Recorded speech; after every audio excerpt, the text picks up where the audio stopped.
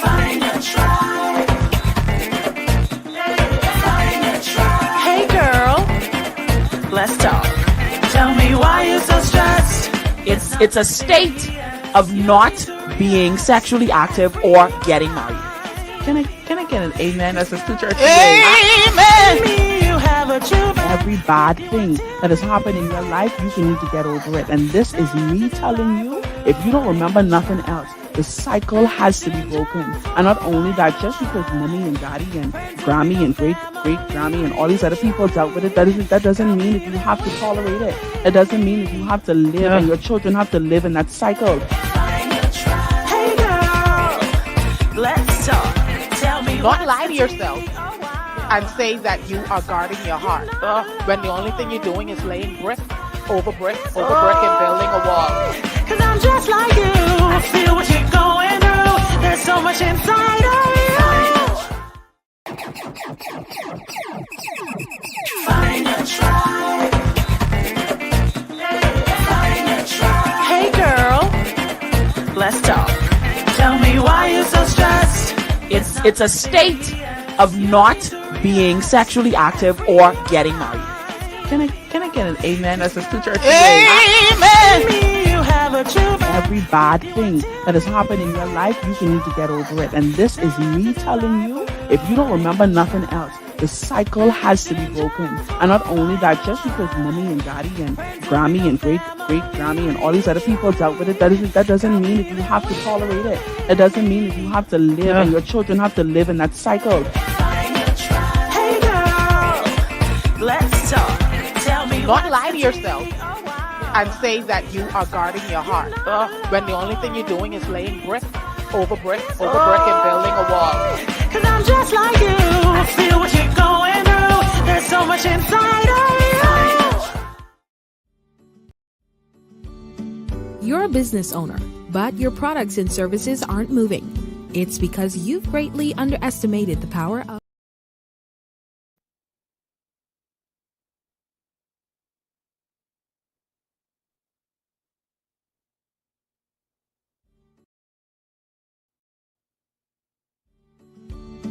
You're a business owner, but your products and services aren't moving. It's because you've greatly underestimated the power of marketing, social media, print, radio, and television. Longley Media Group is here for you. Starting as low as $1,000 per month, we'll give you exposure, consistency, and growth. What are you waiting for? Contact us today at 805-5792 or visit us on social media at Longley Media Group, your premier spot for all your project management and multimedia needs. Call us today.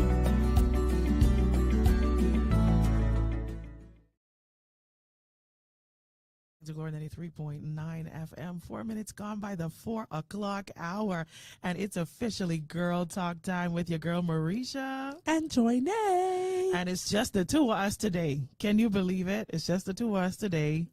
For now, we don't know.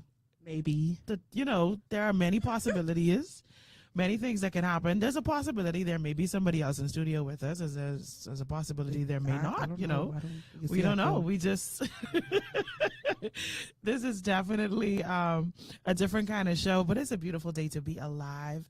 I'm excited to be in the land of the living. You should be too. I don't know about you, Joinae. I'm excited to be alive. I'm excited as well. It's good. It's a good Monday. Yeah, it's a good Monday. It's a good Monday. Yeah. Better than most Mondays.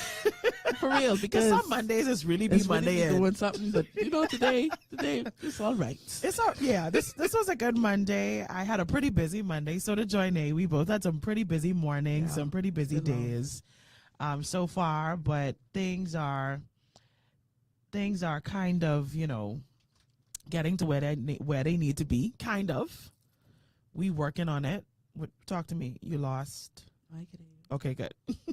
Okay. But we're excited to be here today. Our topic for today is a very controversial one. I got a few messages concerning the topic today, Johnny. I don't know if they've been hitting you up like how they've been hitting me up. But people have been all up in my chat because they want to hear this conversation that we're going to have about the Christian feminist. And whether or not we are Christian feminists or walking contradictions. Shando. So we're gonna be having that conversation. These people who text you, I would hear their opinion because they have a lot to say. But we give God praise. And anyhow. can I tell you that, believe it or not, out of the 3 people that sent me a message, only one of them was female. The other 2 were male. They're really interested to see what it is that we're going to have to say about this whole concept of being Christian and feminist. Yeah. So we're going to get into that for today, but listen to me. What I want to begin our show, what I want to begin. How you say, yeah. I mean, okay, go ahead. Tell the story. Go ahead. What I want to begin our show with today is I ain't gonna do I ain't do the story like how I do last time. Not yet. I can wait for our guest to leave before I make the room uncomfortable. Then so you let the cat out of the bag. Come on, man. Oh man. But I want to begin our show today with talking about how important it is. And this one is way out of left field. How important it is for us to affirm one another as believers.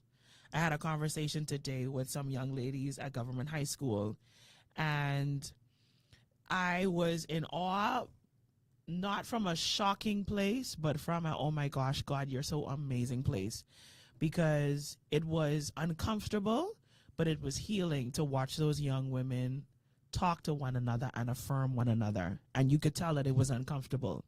You could tell that it was something that they were not used to, not accustomed to hearing nice things about themselves from other people, not necessarily accustomed to someone being intentional with how they speak to them and actually speaking positively to them. And so it was so refreshing, but yet it was like heart, I don't want to say breaking. My heart was softened because I realized how many times we can take just little things for granted. The fact that we may have that girlfriend or that spouse or that really good friend that would affirm us, that would push us, that would encourage us, that would help to motivate us and push us in the right direction. We can take for granted how many people go through life without that person to really help to motivate them. And so I want to encourage us today. As we begin our show, we usually begin it with a little encouragement, with a little word.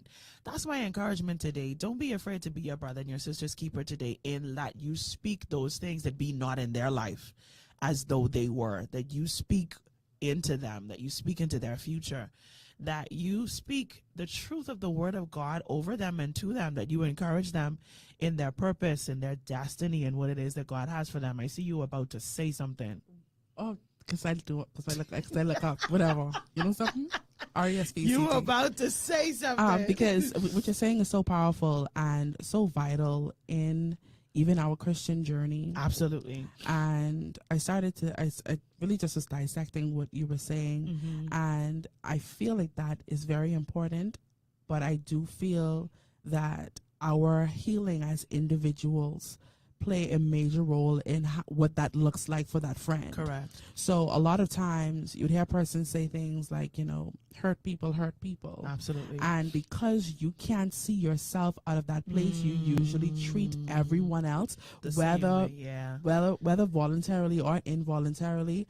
We do it, and that affects our relationship, which in turn affects our lives, which in turn affects even our children and how they are groomed and how they see the world. Because if you have positive affirmations with friends, and this is and you talked about high schoolers, that being foreign and uncomfortable for them is alarming, because it makes you question what is being done at home. Oh, girl.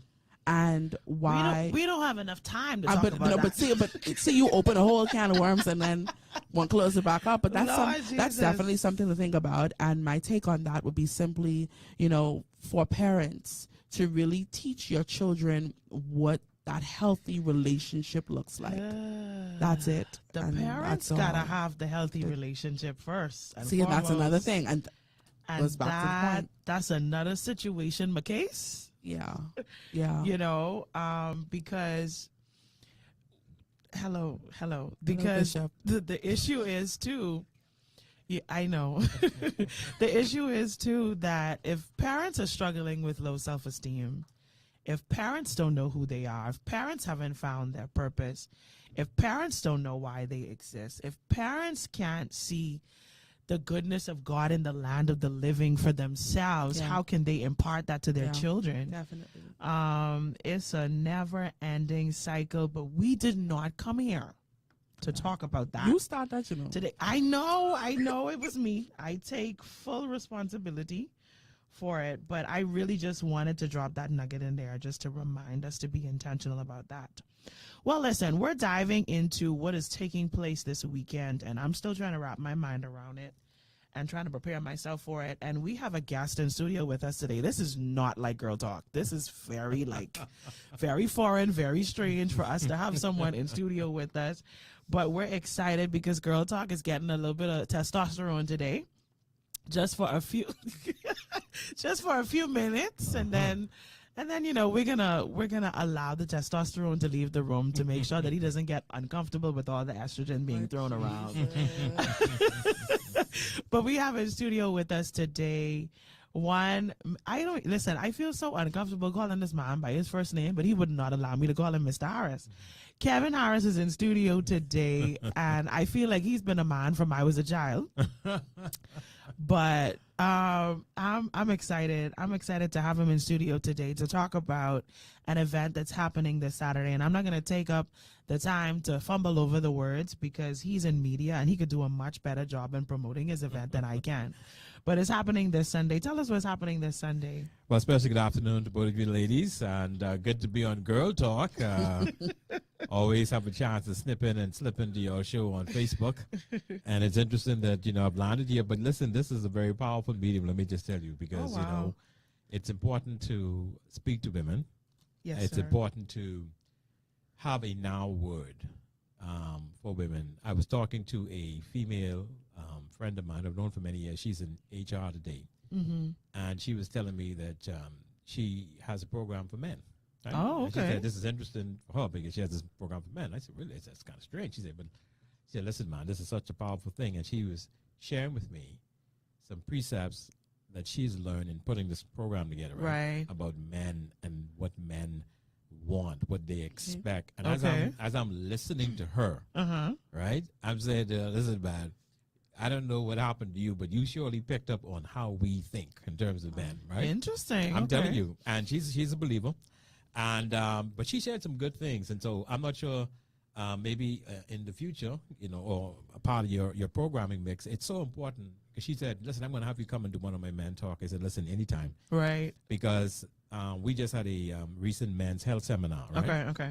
And we had it at Bahamas Harvest. And we invited men from out the country. It's not a gospel event. Christian, it was just a health event. Right. And we decided to start with one worship song, just one song. And you could tell immediately those who go to church and who don't go to church. Right. So this was like strange for a lot of these men, right? But that was like the carrot. It was like the bait to bring them into the church, the four walls, to talk about their health. So we came, we did our thing. Pastor Mario said a few words, blah, blah, blah. And they just left so charged and motivated. And what came to me as a result of that is, you know what? These men really need this kind of forum to talk, to be understood. And I said, interesting enough, it would be great for ladies to be able to know what are these men thinking, what are they feeling, particularly those ladies within the kingdom of God in our churches who may not yet be married. And then those who are married, who could share different insights. So I know that's not what I came here to talk about today, but I just thought I'd throw that out because I think, you know, this kind of platform is so important. Pastors could tell you too many times you have people who are preparing for courtship or marriage, and they have these very unrealistic expectations, and they have these very crazy ideas about the person whom they're either getting engaged to or courting and trying to marry. And so these kinds of talk show and opportunities will help in people being able to shape the right perspective, you know. And so I thought your topic today is quite interesting. The Christian feminist. The topic is actually Christian feminist or walking contradiction. A walking contradiction. That's a very interesting thing. I'm going to listen in and see what you ladies come up with that, because I'll just say this little piece and then we'll go to the concert. In this dispensation in the world today, Christians, whether they're male or female, will have to be very guarded on what they allow in, because when you talk about feminism and the whole root of it and the whole movement and the whole spirit and all that stuff around it, that's a very good thing to discuss, because I think there are some who struggle with it and may not know that they're struggling with it. Yes. It can sometimes creep into the relationship, to the marriage. Yes. And then if fellas believe that the wife is more trying to, push a more feminist agenda, it could become an issue. Oh, Definitely. it become a major issue, particularly nowadays, And so, again, I think it's a very, very timely topic, and one that we must all be aware of, particularly those in the church. But the reason I am here today is this coming Sunday, we're going to get together and do something special. The Cooling Waters are celebrating 60 years of music and ministry. Wow. And I think back to when I was maybe about 12. My brother bought Cody's Record Shop was around then downtown. Wow. You just dated us, by the way. I'm telling you, Cody's was downtown, and my brother decided to buy my mother the entire stock of Cooling Water records, right? At that time. Okay. So I didn't even know I'll end up in music, right? Right. But I'm interested. So I Right. start opening these records, playing them. Blown away, number one, because this was a Bahamian group. Number two, that they had all these albums. And number three, they had their own record company because it had CW Records. So I was just impressed, Right. So when I started playing the music, like every Bahamian fell in love with the sound of the Cooling Waters. Absolutely. It's hard not to. Hard not to. And so when Bishop Barry Morris and I, who was the manager of the Cooling Waters, connected last year doing the 50th anniversary Gospel Honors, he said, listen, the group is celebrating 60 years next year, and we really want to do something in Nassau. Okay. And so we started talking since then.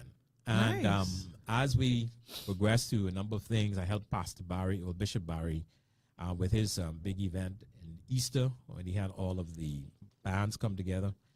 And we said, let's do it. And so we were just trying to find a date. And so we settled on the 27th of October, which is this Sunday. And at BFM, we are going to be able to go down memory lane with perhaps one of the most iconic gospel groups in Bahamian gospel history. Absolutely. And so this is going to be a time of great ministry, memory.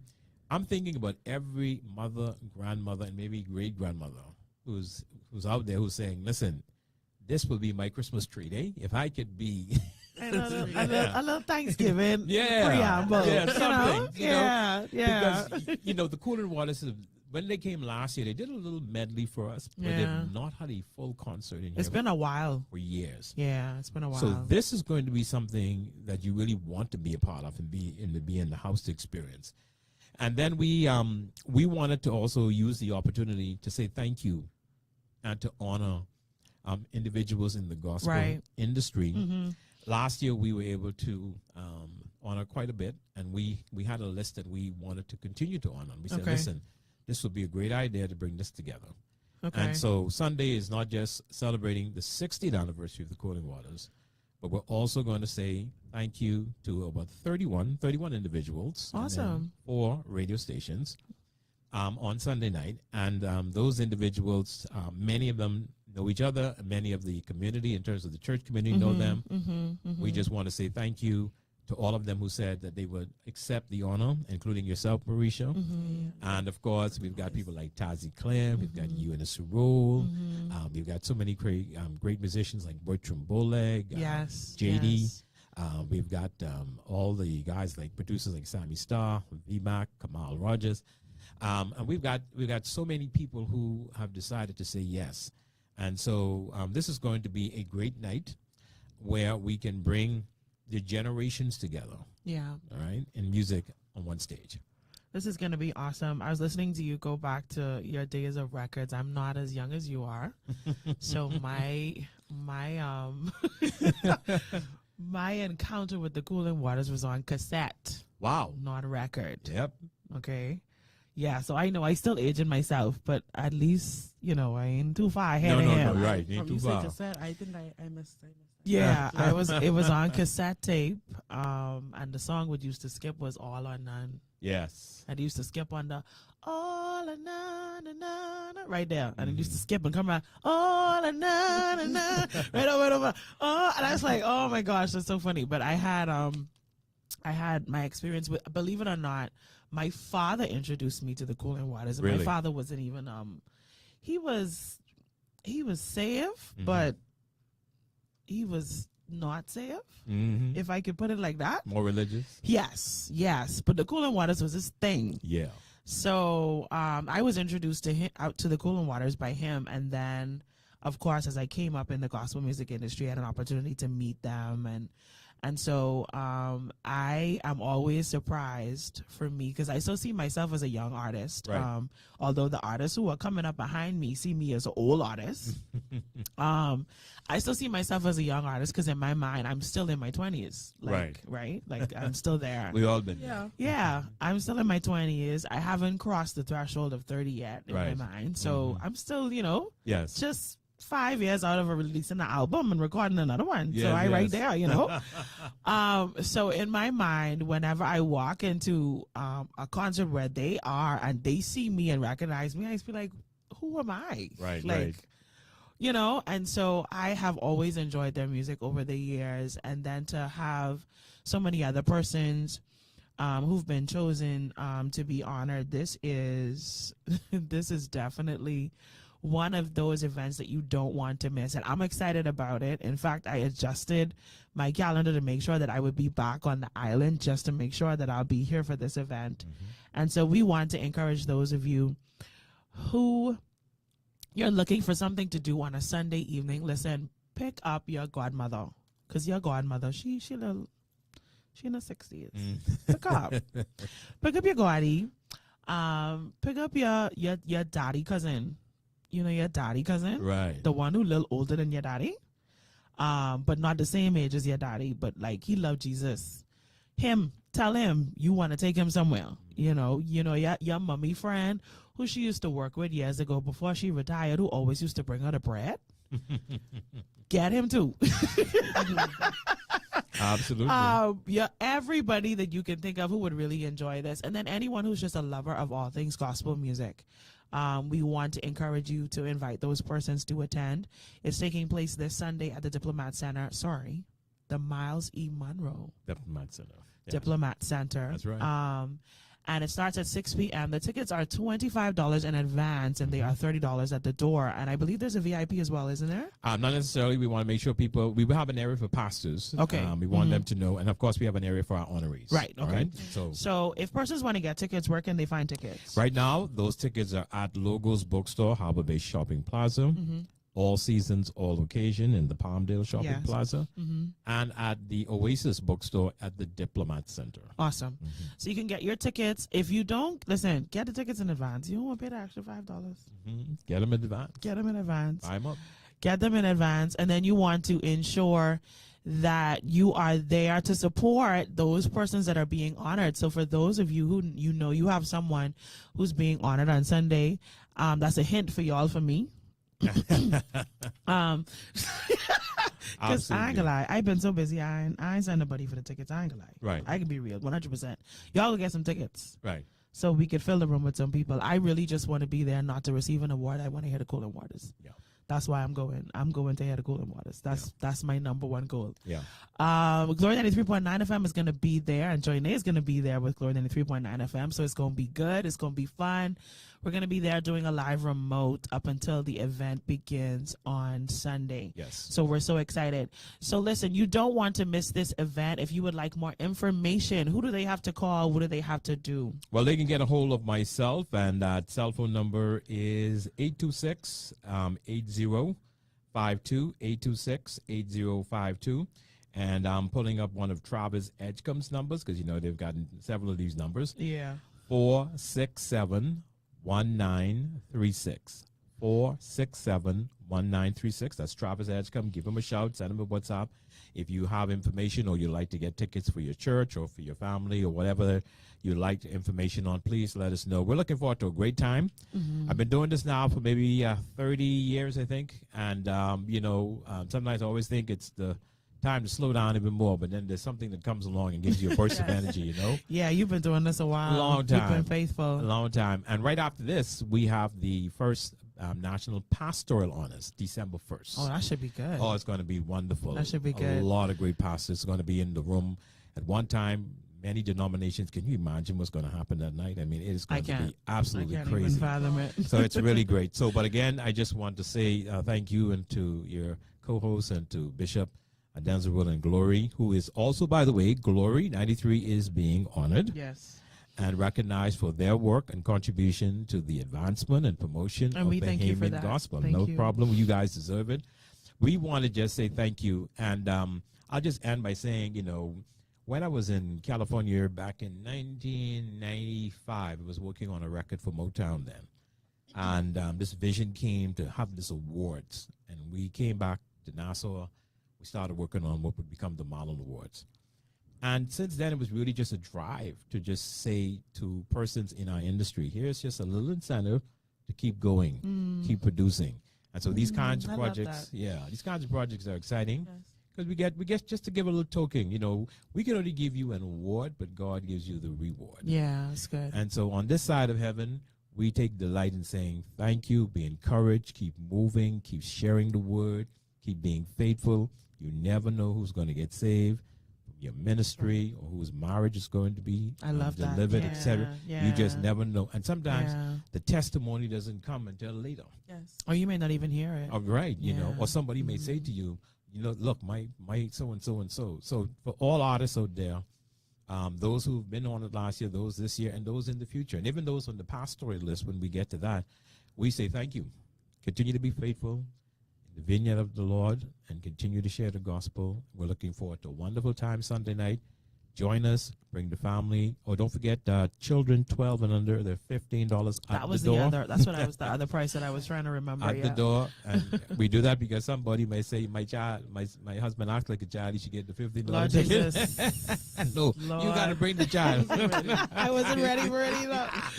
Oh, man. So, listen, you definitely want to make sure that you are in the room. And then also stay tuned to Glory 93.9 FM because they're going to be back this Saturday with some ticket giveaways. Yes. We did promise some ticket giveaways. Yes. So, on this Saturday, on That Good Morning Tea with Delton and Vera, we're going to be giving away some tickets Yes. for the event on Sunday. And On like I Sunday. said, of course, Glory 93.9 FM is going to be there on Sunday up until the show begins. Listen, thank you so much for being with us today. We really appreciate it.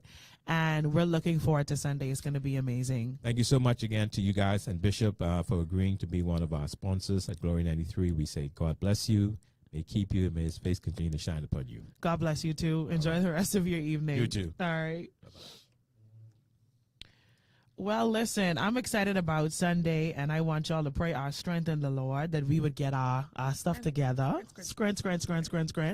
While we talking about events and stuff too, our friend over here getting ready to record a whole album. This weekend. So you definitely want to stay tuned into Glory 93.9 FM so you could win some stuff for that too. So we could make sure that we're all in the room for Ruach. I know it's going to be amazing. I know it's going to be awesome. So let's dive into this topic for today. This is going to be good. I'm going to begin this topic by doing what Joinae usually does. Joinae usually gives y'all definitions. I'm going to give a definition today. Lay the foundation. I have to lay a foundation because this one, I don't want anybody being misconstrued, anybody being confused, bewildered, twisted, turned, flipped upside down, back turned, sideways. No, I want everybody to be on the same page. I want everybody to understand what's happening today. So we're going to lay a little definition out here for you. I will reiterate our topic for today. Our topic for today is Christian feminist or walking contradiction. And now, let's dive into this definition for today. A Christian feminist is someone who advocates for the equality of women and men within the framework of Christian faith. seeking to address and challenge the ways in which patriarchal structures, both within the church and society, have historically marginalized women. Christian feminists believe that the teachings of Jesus, which emphasize love, justice, and the dignity of all people, support the empowerment and equality of women. Should I keep reading? Go ahead. Go deeper. Go deeper. No. They often work to reinterpret or challenge traditional interpretations of biblical texts that have been used to justify gender inequality, arguing that these interpretations do not reflect the true spirit of Christianity. Christian feminists also push for women's leadership roles within the church, promote equal rights in marriage, and seek justice on social issues such as domestic violence, reproductive rights, and economic inequality from a Christian perspective. This movement blends theological reflection with activism grounded in the belief that women, created in the image of God, deserve full equality to men in all areas of life.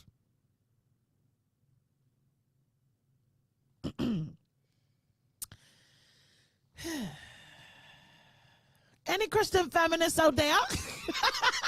You should have started with that. Anybody out there want to call themselves a Christian feminist? Anybody? All power to the women. Let's take over. Let's take charge. Let's run things. Who run the world? Girls. My issue with Mericha today is that she takes nothing seriously. Oh man, listen to me. I'm so excited to have this conversation. So let's define the walking contradiction now. I was having a conversation with Joinae before we started, and I told her I was going to present the posture of the walking contradiction, because the walking contradiction is basically the opposite of the Christian feminist. What happened? Sorry. I got a message, someone saying that I'm not live on my Facebook. Oh, you're not? No. I think they were trying to find it. Okay, hold on. Let me see what's happening here. You should be though. I should. That's why I look. You should be. You weren't. We gonna fix that right now. Go ahead with the multitask. Open the call. Yeah, sorry. I'm sorry. So, I forgot what you were saying. No, I was about to define the walking contradiction. Oh, yeah. So the walking contradiction, okay, we're live on your page now. The walking contradiction is that individual. Okay, so the Christian feminist is looking for equality to men. The walking contradiction is looking for equity. And we're going to talk about what equity means. But first, I want to begin this conversation on being a Christian feminist. Now, for the sake of Joinae responding to what I have to say, I'm going to throw something out there that I know she's going to jump at right away, which is this. I feel like I'm not going to. 1 Timothy chapter 2, verse 11. A woman should learn in quietness.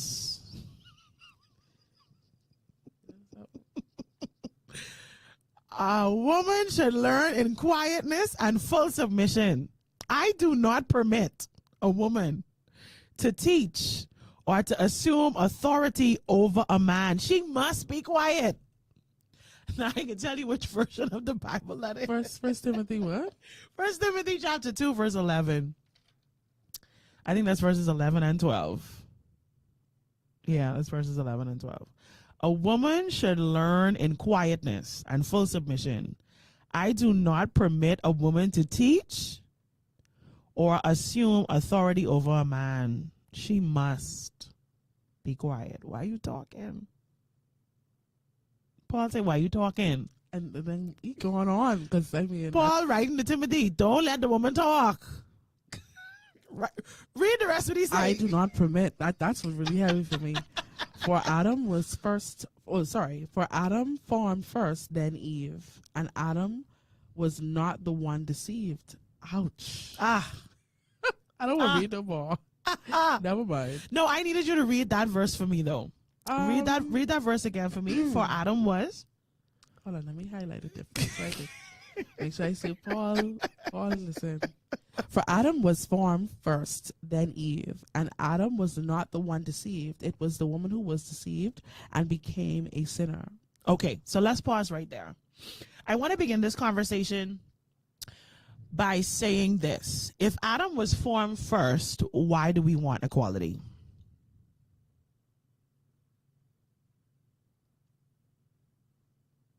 And I know that brings silence.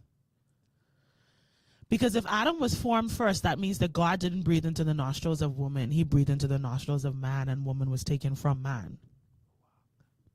So, woman came from the being that already existed.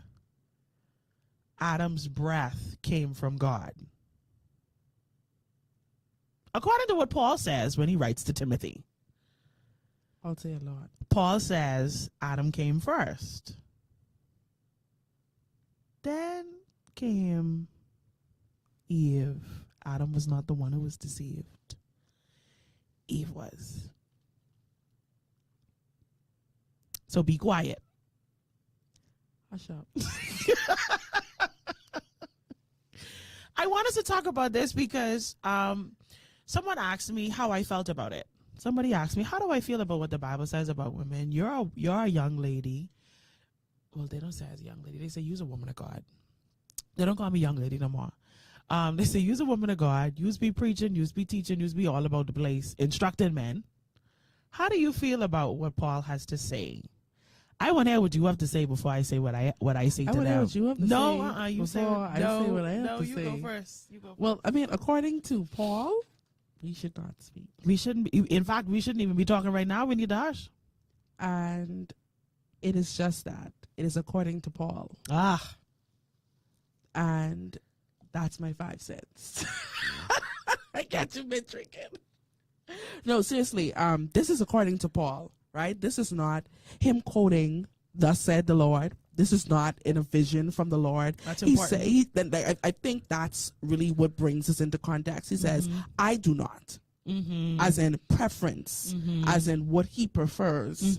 I do not permit women to teach or to assume authority over a man. So I think this is him just telling Timothy, this is something that I do, so don't do it. Not necessarily this is the law of God, like let's say in the case of Moses, where God gives him the commandments. Right. You know, so this is Paul's opinion. This is Paul's opinion. We respect his opinion, but we do not have to take that opinion. I think too, we say it all the time that we have to consider the culture and time And context. to which Paul was speaking and addressing at that time. And most times women who spoke up out of turn were prostitutes entering into the sanctuary illegally. I remember. Uncovered. Yeah. You Okay. understand? And they would have been in that space. So that goes back to the head covering. as well. They would have been in that space being a distraction. I remember when I had to study this text for the first time when I was back in Bible college. And I know some of y'all saying, like, they ain't talking about this on Girl Talk today. Absolutely we are. Yes. Because the noise and the market behind what we do, all 3 of us, even though Cara isn't here today, the noise and the market behind what all 3 of us do, what we've actually given our lives to do, what we do actually full time. This is what we do. We do ministry full time. There's a backdrop to what we do saying that we shouldn't be able to do it. And there's conversation out there, while some of you may not agree, but there is conversation out there saying that actually, no, you need to go sit down. You need to go sit down somewhere. And so I want to make sure that we have this conversation as women. I've heard a lot of men have this conversation. I've heard a lot of women have this conversation who aren't believers. So I want to make sure that we have this conversation as believers within the context of where we are now in 2024. So I say that to say this. I struggle sometimes with the idea that we as women are fighting for equality, which means we have to be superior. And that is where my, I guess you could say, my hesitation comes in this idea of being a Christian feminist. When I was back in Bible college, like I started to say, I was preparing to write my own creed. Okay, so everybody knows about the Apostles' Creed and the Nicene Creed.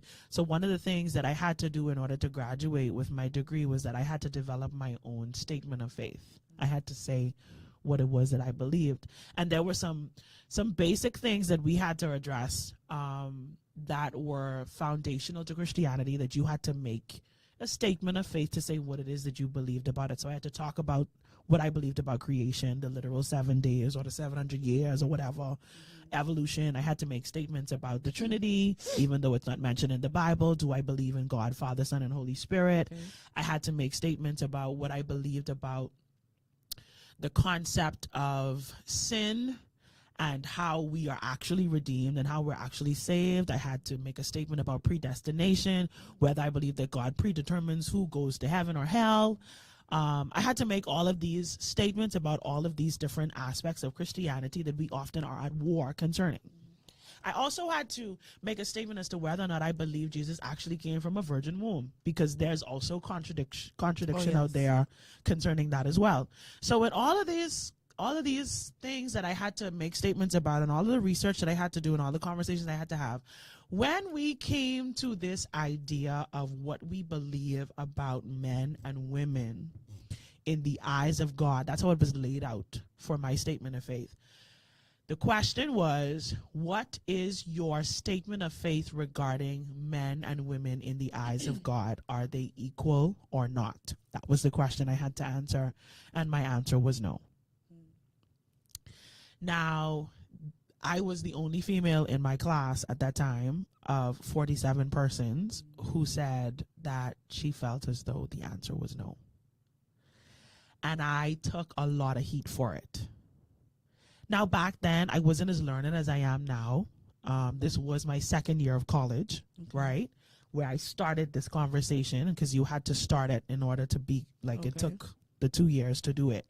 So this was my second year of college, and I remember saying to myself, like, people are not going to agree with me, but this is where I'm going. And we've had conversations on the radio all the time about how I refuse to change my tire even though I know how to, and how I'm going to call somebody to help me even though I'm well capable. Right.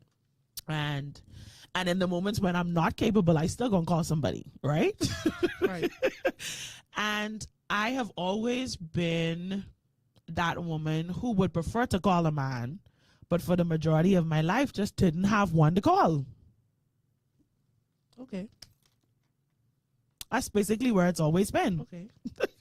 You could see how I'm getting yeah, it. you could see how it would be an issue.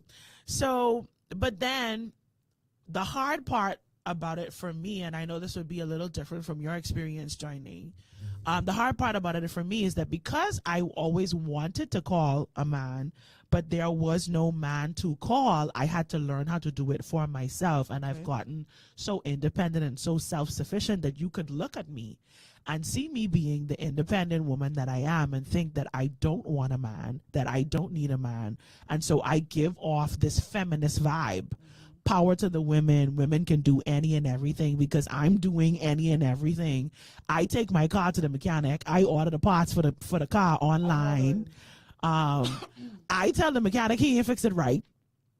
Like, I know what I talking about.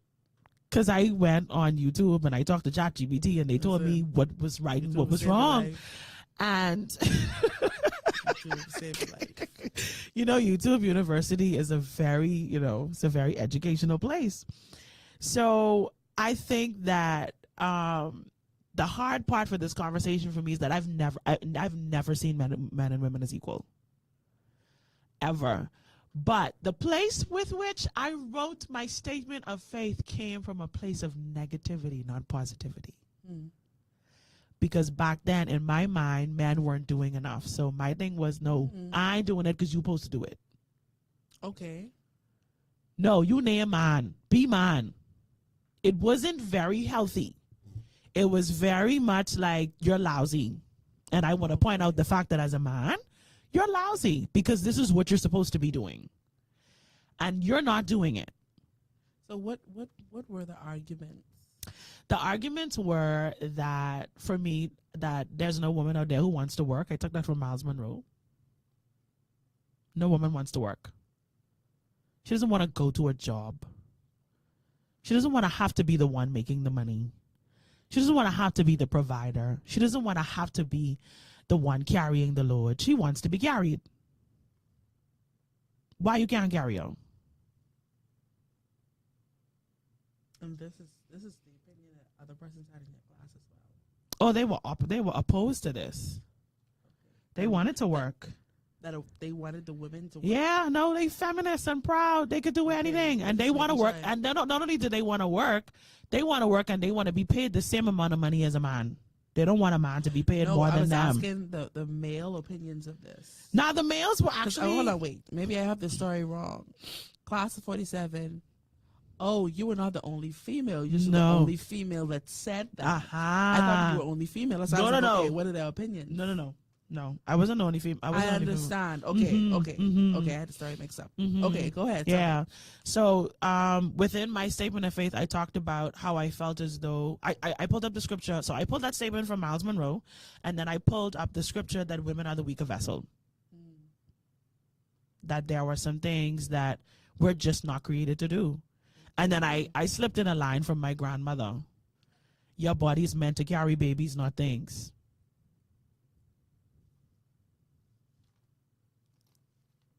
And that's where I lived. But like I said, what I said wasn't wrong, you know. What I said wasn't wrong. It was the heart from where it came. It was the place it came from. It was from a nasty place. And I'm afraid that there are a lot of women who are walking out there with the same perspective. Our I guess, desire to elevate men comes from a bitter place. It comes from a place of highlighting what they're not doing instead of a place of celebrating how different the roles are and how they play out in terms of how we function. Your brain turning red. I get it, but keep talking. Go ahead. Tell your story because you have a lot. No, I pausing right there. No, don't pause. Keep going. No, because you said a mouthful, right? And I'm trying to not just look at it from one perspective. Yes, we have to look at it from multiple. Right. So I mean, I don't. Maybe it's just me, but I don't feel like there are a lot of women that think like that. Like that think what? That think the last statement that you said. That they're in charge?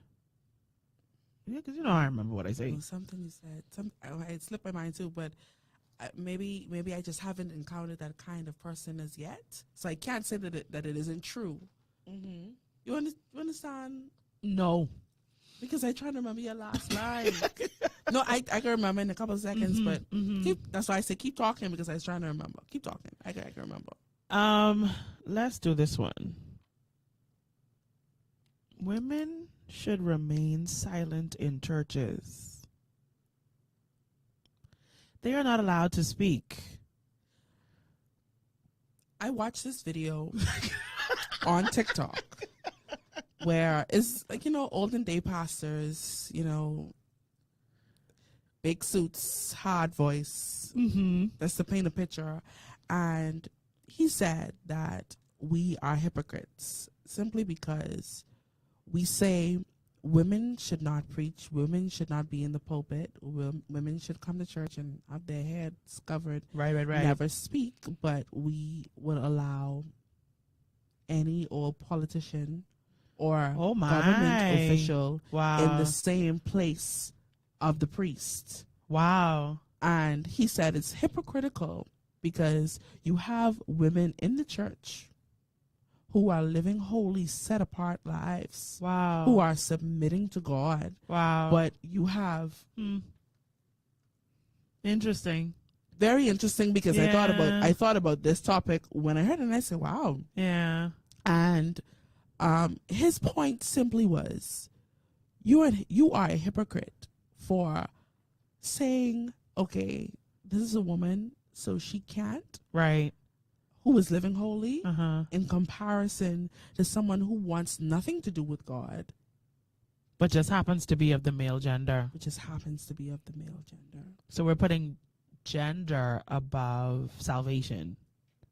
That was the man of God point. I just got a private message. This person says, I feel men and women are equal but not equivalent. Explain.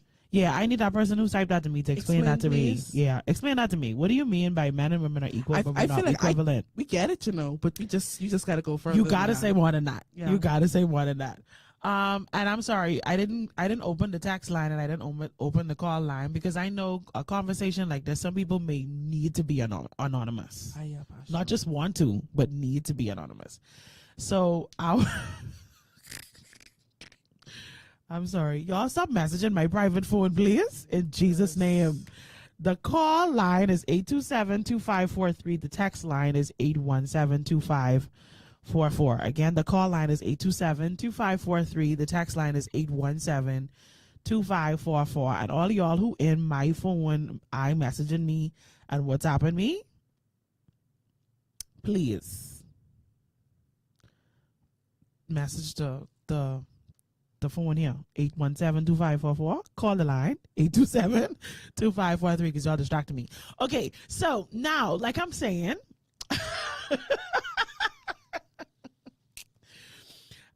let me tell you what I really genuinely struggle with. And this may surprise some of you. I struggle with the idea that I can lead and serve and be feminine. Now, that might not seem like something that I struggle with, but I do. I do because what Paul is saying that I shouldn't do, or as a woman, I often find myself having to do, which is instructing men. And I'm uncomfortable with it.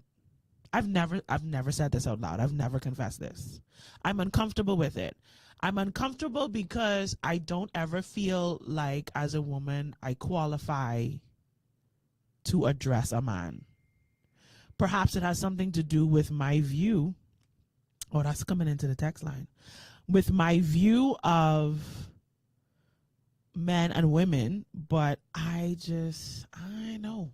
I have that's just a little thing in me that the Lord is working on in that regard. The person went further to say equal in value with difference in function and purpose. So equal Like in value. human. Yeah. So you see, they're equally human, but they have function and purpose. Two different roles. Yeah. I agree. Ooh. Another text comes in. These people don't want to talk online. They want to talk That's anonymously. I perfectly notice it. Leadership in the world is not equivalent to what God has ordained by his divine order.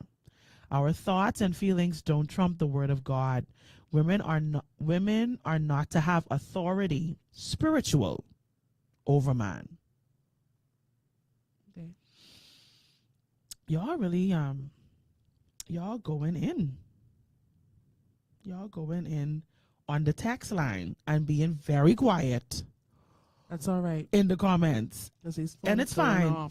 It's fine. I love it. I love it here. So yeah, I struggle with that. But let's talk about I mean, well, when you said you struggle with that, my first thought was instruct. Explain that for me. What are you saying? when you teach the word of God, you're instructing. Instruct? And there are times when God can give you he can give you such a strong word that it literally gives people direction as to how they should make decisions in life and how they should make moves. So it's like, or Because see, let me backtrack it. Let me make it simple. Let's make it simple. I'm a youth pastor. That means I pastor males and females. We don't need you to backtrack. What I'm saying is this. Maybe because that instruct word is what really sticking out. And that could be what is causing that feeling. Because if you look at it as instruct, I tell you what to do, I give directive, as opposed to looking at it, I'm helping, not instructing, I'm assisting. Because back to Adam and Eve, Right. I will make you a helpmate. So if you take on this attitude or posture of instruction, it can easily be misinterpreted. That's good. You understand? Yeah. And so my opinion is that if you treat it from an aspect, and we deal with males, okay, you know, I mean, like, come on, it's not, it ain't like, I don't want to say like it ain't that serious, but it ain't that serious, right? And I am just simply assisting. I don't want your role. I don't. You understand? So I don't want it. I would be careful of the term instruct and say assist in or alongside or push behind. Because there's more than one way to skin a cat. And yeah. This Go ahead. person is saying that view is like saying that a wife never has any direction or insight to give to her husband. That view, what view? Yeah, tell us what view you mean. I don't want to assume. What view do you mean? I think for me, why I intentionally use the word instruct, because that's what the scripture uses, right? And I think for me, perhaps the breakdown of what that looks like in our leadership roles as women, like you said, is what I struggle with, because there is something in me. I believe when you align yourself, when you align your entire life as a woman of God with the Spirit of God, with God's will and purpose for your life, you will find yourself submitting to something that doesn't even exist yet in your life. I was sharing with a friend of mine just last night. I said to them, how I know I am not 2017 ready for marriage, but 2024 ready for marriage, is my perspective on what marriage has changed. So back then, my desire for marriage in 2017, when I got the prophetic word that I needed to prepare to get married, my desire was that I need this person, and I can't live without this, and this is what I believe it's supposed to be for me, and so I need to get married because I need a husband to love me, and I can't exist without this husband. So it's a view of needing a man, but from a very selfish place. From a place of that's all about me, nothing to do with him. Whatever desire or whatever he had, that was not on my agenda. My agenda was, this is what Mericha needs or whatever. And then on the other side, now when I look at the decisions that I'm making and when I consider the kinds of conversations that I'm having, it came out of my mouth in conversation to someone that I have too much love to give to be single. And I have too many places to go to do it alone. And I need someone to put a project in my hands because I'm tired of doing my own projects. And I said it to this person, and that person in turn said to me, "You ready to be married now? Before then, you wasn't ready." Okay. And I don't know if I could tell that person they was right or not, because I'm still single, so I can't really say, well, absolutely, you're right. I have the right perspective. This is great, and I'm definitely heading in the right direction, and it's going to be, See, I mean, I see your text. Texter. We're gonna get to it right now. Go ahead. I feel I understand what you're saying. And then on the flip side too, I mean,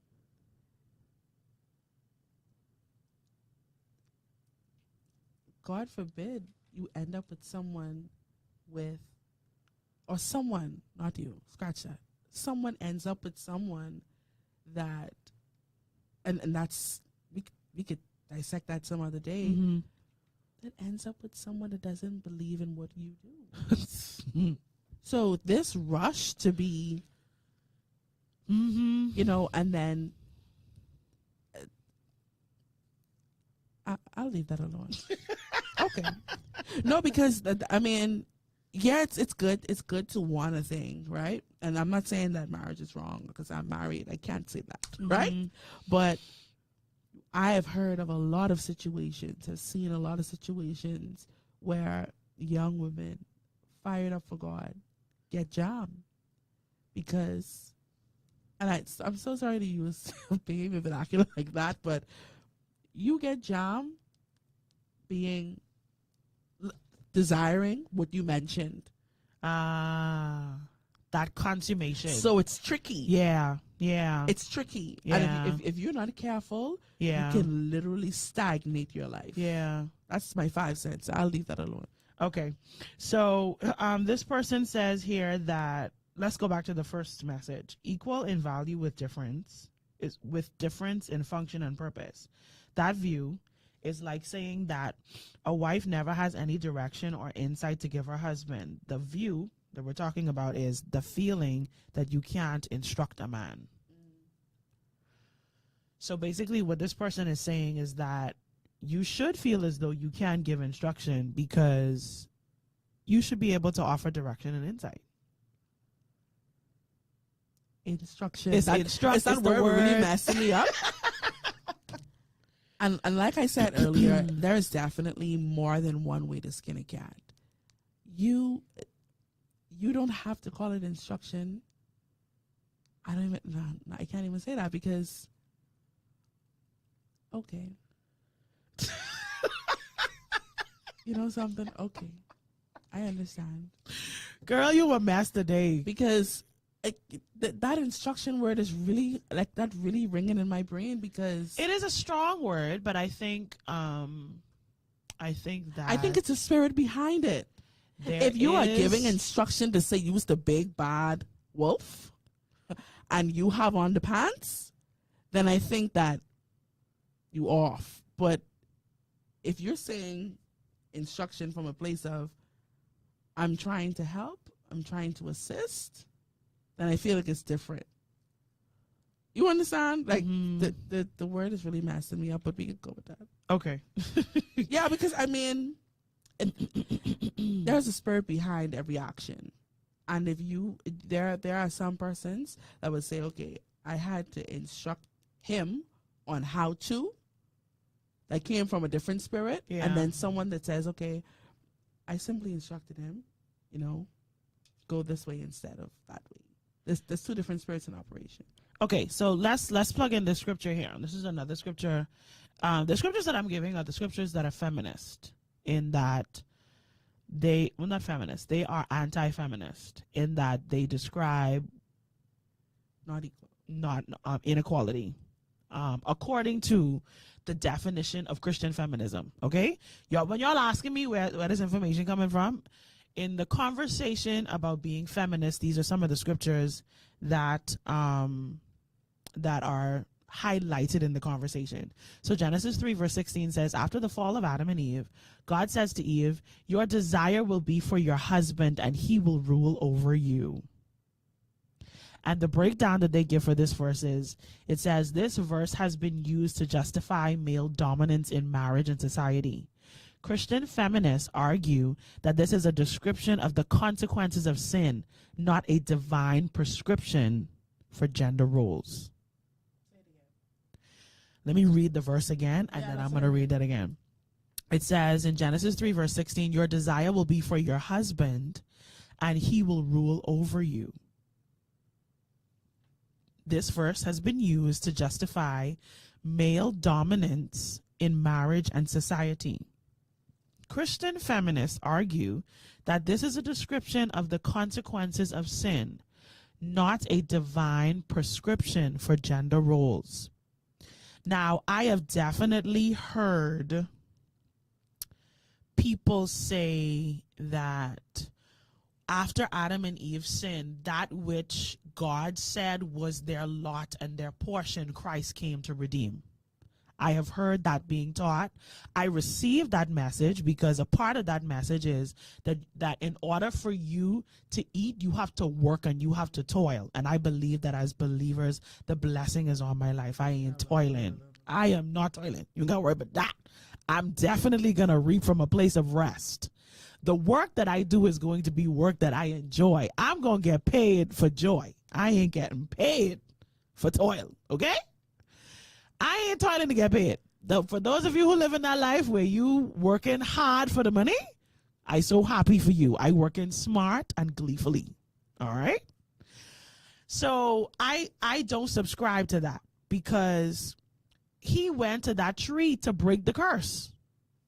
That's the way that I see it. Now, do we include this part? Do we include this part? If he came to break the curse, did he come to break all of it or a part of it? No, we have to talk about this. Do we include this in there? Because that's important. That's important because this part where it says your desire will be for your husband, and I remember studying this because when you read it in the Aramaic, the English says and he will rule over you, but the Aramaic actually uses the word but. It doesn't say and. Okay. It says your desire will be for your husband, but he will rule over you. And in studying this text, that stood out to me because when you put an and there, it's like you adding on to it. But when you put a but there, it cancels out what was said before that.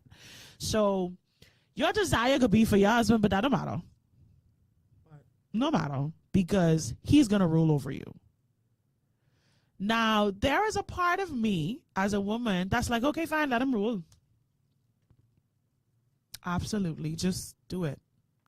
Cool. I'm good. I am good with that. You can rule. You can be in charge. You do it. I good. All right. Please. But is it from, and I asking my girlfriends now, are you in that place because you really just lazy? And you just don't want to do nothing? Because let's be real. Sometimes sometimes we have that posture of, okay, sir, you could do it because we don't want to do anything. We don't want to do anything. But anyway, let's go back to this curse. Your desire. Call it submission. Like, yeah, we call it submission, but it's laziness. Your desire will be for your husband and he will rule over you. Do we think that when Jesus died, he came to abolish what was released as a result? Yeah. That's crazy. So he died to save half the world. I mean, let's talk about it though. Let's talk about it though. How do we see that? Like, how do we view that concept of like, okay, this is what the curse was. Jesus came to abolish the curse. Yeah. Sorry, I'm just asking somebody else. Who else? Ain't nobody else in here. It's just us. Well, I mean, my point is the same. Uh-huh. I think it's crazy to think that, he only came for half of the world, right, and not all of it. A lot of times when persons are trying to paint their picture, they tend to only take out part. So, I mean, what Jesus did, his sacrifice, the fact that we are redeemed from sin, what happens here? You with me? I'm with you. I think that he came to redeem the entire thing, but we don't live that way. We live partially redeemed. Ours.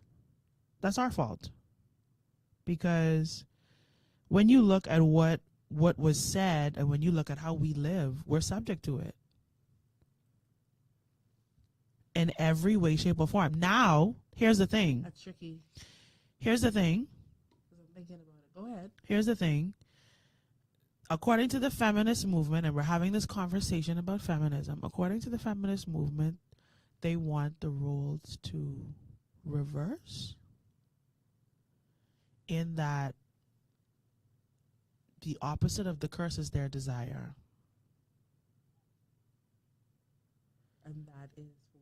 And that is for women to be able to be lord over men.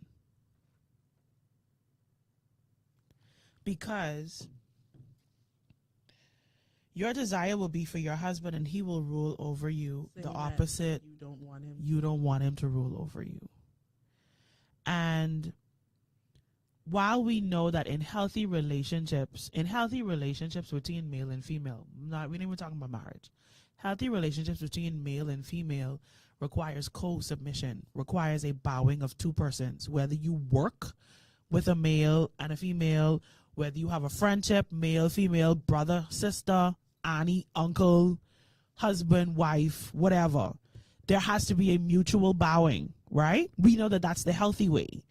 But what feminism, in my mind, and in this concept of Christian feminism, is painting this picture that the opposing view is that this should not be, that there should not be a defined gender role, which I think my very strong opinion is that if there wasn't supposed to be a defined gender role, why did he create man and then take woman from man? Picking back, maybe I have it wrong.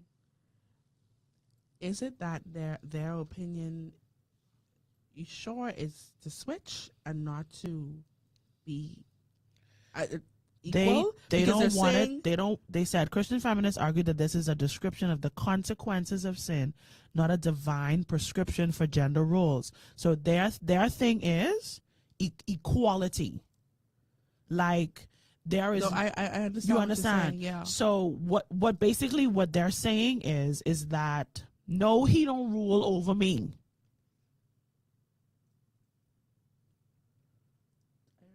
Yeah. Okay. He don't rule over me. So back to what I said before that. We're not looking at this concept of, oh my gosh, this is so crazy. We're not looking at this concept of the fact that, like, perhaps there's a reason God created them male and female. Which goes back to what Paul said, which is why he mentioned this is who was first, this is who was second. Don't say nothing. Right. Now, the thing that we don't like to admit in the world is that the fact that biblical culture and conversations about women from a Christian or biblical patriarchal society has dictated to the world standards. We don't like to admit that. But the truth of the matter is the fight that women in the world are having is because of what was established in the church. In terms of like how women see themselves and how we're Saw a video on viewed. this as well.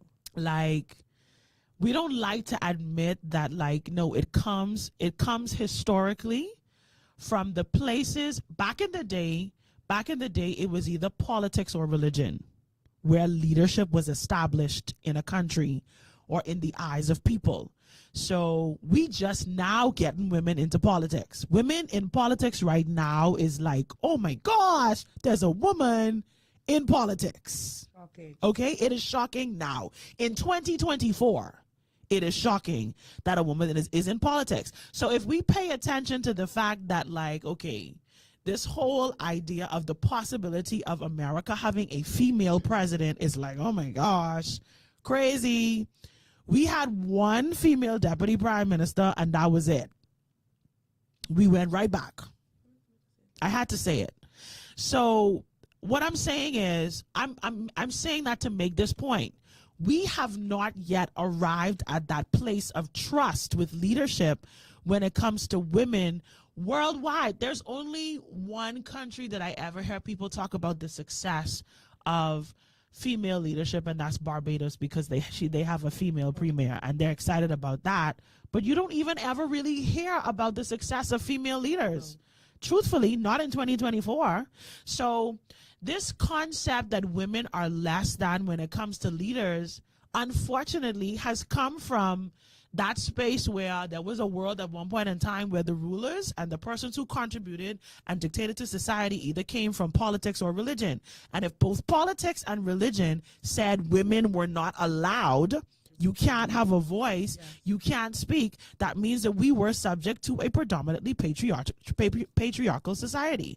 So if we were subject to that and now we are trying to break out of that, we're looking at the different aspects of society where that broke out. So women were allowed to vote, women were allowed to choose let's go back. Women were allowed to choose who they wanted to marry. Nobody told them who they had to marry anymore, first and foremost. And then they started to get jobs. And as they started to get jobs, then they started to work and make money for themselves. And they start making money for themselves. And then we was like, okay, they have a voice. They could talk. So let's let them vote. So the women start to vote. And then we start to become okay with women being by themselves with children. Yeah. We make this shift now where it was hush-hush because men were, all about the place. If we speak about Bahamian society, man was in Grand Bahama with their family, and then they had another family in Nassau, and then the next one in Inagua. But we wasn't talking about that then. Right. It was just known, but it wasn't like, it wasn't being spoken about in light of how it affects the woman. That she had to share a man with two other families for the sake of that scenario. So we weren't talking about how that was oppressing women then. It was just a known fact. It was just something that happened that we were just putting up with. And we just accepted it. And for whatever that looks like in other cultures, and we only could speak to what it looks like for us as Bahamians. So we know that for some of us, our great-grandparents, for me, it's definitely in the grandparent line on my end, where Grammy or granddaddy, like, their children don't have the same last name, but that's Uncle so-and-so, and that's Auntie so-and-so. And you know that there's a possibility that Uncle so-and-so and Auntie so-and-so ain't have the same mommy or daddy. Right. But you ain't really watching to see from a perspective of male and female how it's affecting that woman, that there's a child in her house that doesn't share the same last name as her other children. Or how it affects a woman when she has to see an entire other family come walking into the funeral of a husband that's connected to her husband. And then if we go even further now to where we are, where, okay, we've been fighting and now women are have leadership roles. Now women are allowed to tell men what to do on the jobs. They have supervisory positions on the job now. Men are underneath women. And now we in this fight because men are underneath women and women aren't being paid the same amount of money as the men if they were to have the same position. So now we're fighting that fight. And we fight that fight, and we go back and forth, and we go back and forth.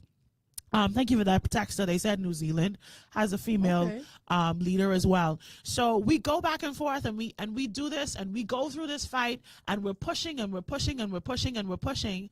And when you look at the world, and even when you look in the church, my struggle as a woman coming up in leadership, looking at the women who have gone before me in leadership, I see this concept of strong woman, but I don't see submission to a man. The places where you find it are very few and far between. The loud voice of female leadership has this element of masculine femininity, which is a serious oxymoronic contradiction. But it is what we're seeing.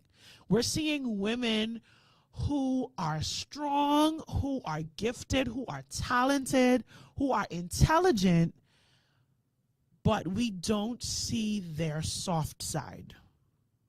We don't see that element. We don't see the walking contradiction. The walking contradiction in my mind is that woman who realizes she's not equal to her husband. That there are some things that as a man, he is just simply better at. And it's okay. That I could look at my coworker and I could see that even though there are things that he does that I can do, I good. I don't have to prove myself. I don't have to do something better than the men around me to build me up. I don't have to make them feel less than to be feminine in my leadership role. I can just stand in the strength of who I am, but I can also recognize when it's time to bow, and it doesn't have necessarily anything to do with my femininity. It has something to do with my love for humanity. Then on the flip side, persons, and it's just for conversation's sake, persons take on, or females take on that masculine femininity and say it's because the man isn't stepping up. So you have some persons who take on that role because the male isn't doing anything. Because he's absent. Or if he's present, he's absent. You understand? I got you. We say things like, okay, well, this person, she stepped up to the plate because he didn't want to X, Y, Z. And then it raises the question, who is the woman being feminine for? Because you say it's not seen. Yeah. So and then I have a couple thoughts in my brain. And then you can see a woman that's to the forefront, seems loud, seems that. I just struggling for that word, but you get what I'm saying. And is very submitted to her husband or to leadership. Right. So how do we display that? Who are we displaying it for? I mean, like, is my or someone's submission, is it supposed to be viewed, is what you're saying? Is it for someone to see? Or is it for the husband or the male head to feel?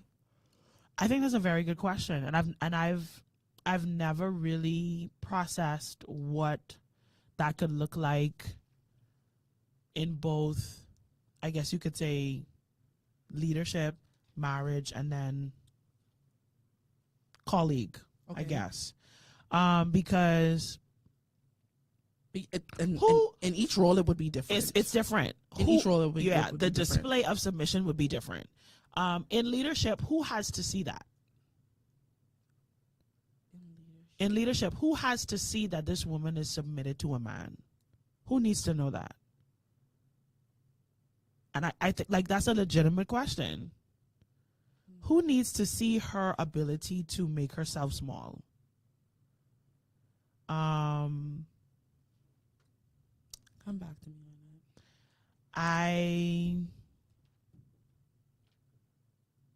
I don't want to be I don't want to be a mental midget or be myopic in my perspective, but I'm just trying to see if this person was actually making sense, but I don't think so. I don't want to be myopic in the way that I have this conversation, but sometimes you can't help it when you have your own sphere, right? So I think for me, I display submission in several ways as a leader. I display my submission to God, because you need to see that. That needs to be on display, I'm convinced. But that's not something that I have to put in front of you. That's a place of I exist in. So you're going to see that nonetheless. Like, at some point in time, you're going to see in my character, in my nature, in my delivery, in my conversation, in my being as a leader, no, she's submitted to God. You will see that in some conversation, in some reference I make, or just in encountering me, you will see submission to God. All right? That's obvious. Then for me, next to submission to God is you will see the submission that I have to the commandment that I connect to long life and honor for me, which is honoring my parents. So I may disagree with them, but I honor them. And you will, at some point in time, you spend enough time around me, you will encounter the honor that I have for my parents. And you don't need to spend more than a day with me to hear that. You will hear that in the first few moments, because something about my day will have to do with me honoring them or doing something for them, that kind of way. So you will encounter the honor on that level. And then because of my calling and the place that God has positioned me, you will see that I am submitted to my leader and to my pastor. You will see that. That will be completely evident. And then I would say the last and final level is you will see that even though I serve alongside a whole lot of other people and I serve God's people, that there's a level of submission that I have to those people as well too. Right. Because I bow and I acquiesce when they have a need. You're a servant. I'm a servant. And so I would say that those 4 levels of submission in my mind should be evident in a leader. The only other thing that I would be able to add to that, if I were not single and if I was married, would be submitted to my husband, and you should be able to see that in my femininity as a leader. So, but when it comes to this leader, we're not attaching any kind of marital status to this leader. I believe that you should see those levels of submission in some way, shape, or form. I believe with the first one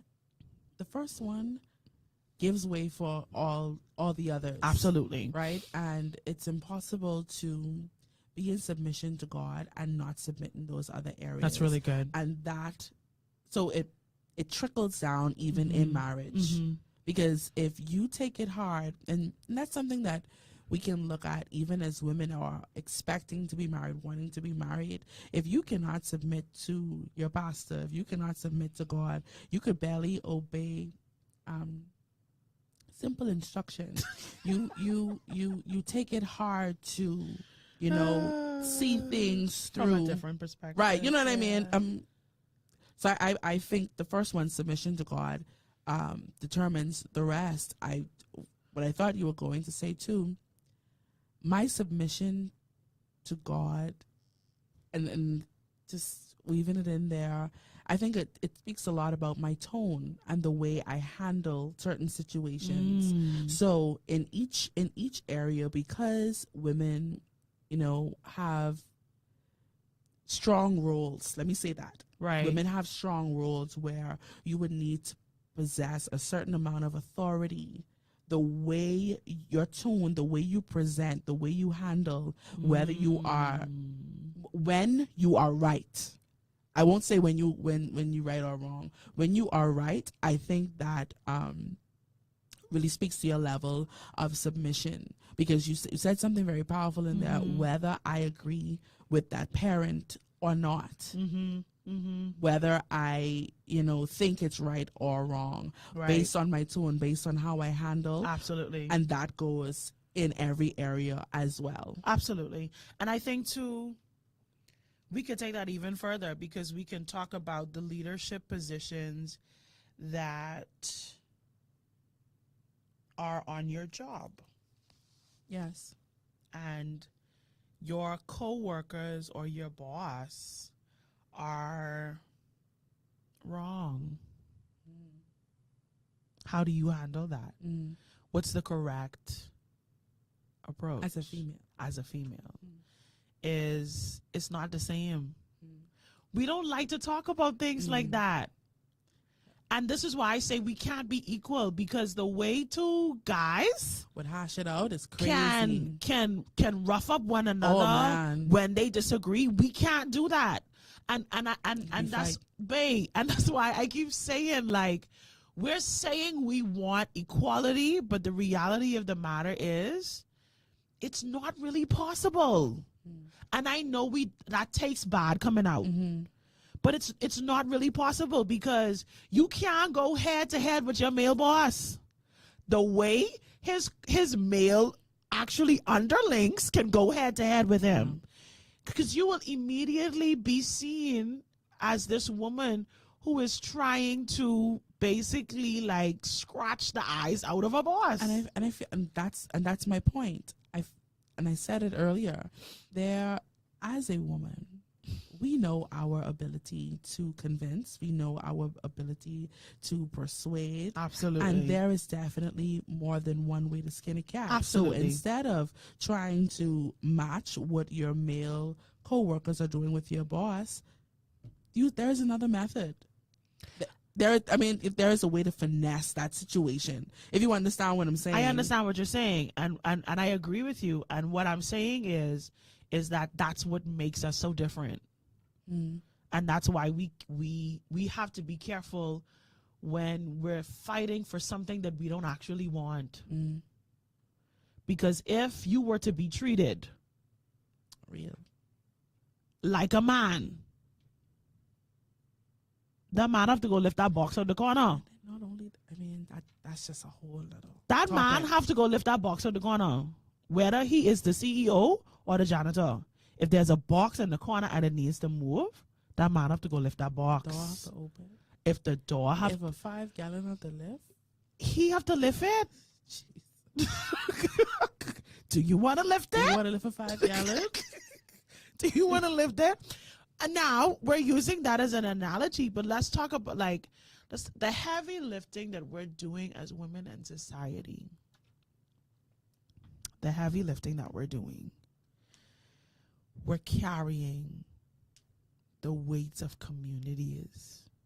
We have the burden of children and families on our shoulders as women. And we're screaming feminism. We screaming that. Women, we could do it. We could raise the children. We could work. We could clean the house. We could help with the homework. And they are still going to be, I own a business. And they are still going to be successful, and they're going to be NBA stars, and they're going to go off and do great things in the world, and they're going to be Olympic athletes, and they're going to be, those stories that come up and, oh, my mother, she was a single mother. No, why?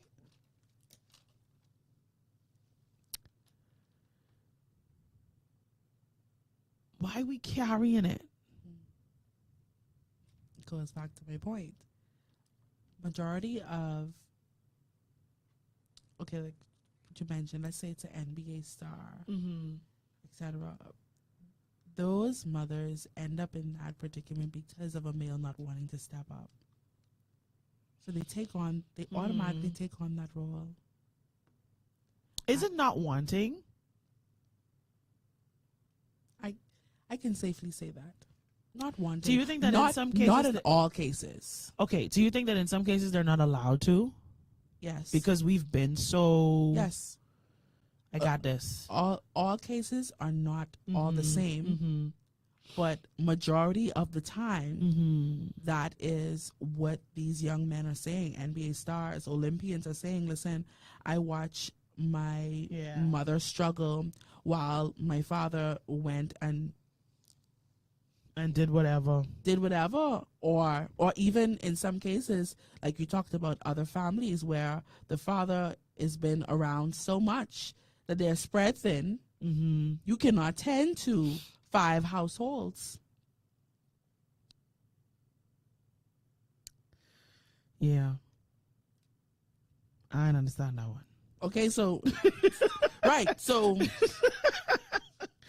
oh man, so I don't think women deliberately say, something, I'm just going to do this all by myself. I think in some cases they were forced that way.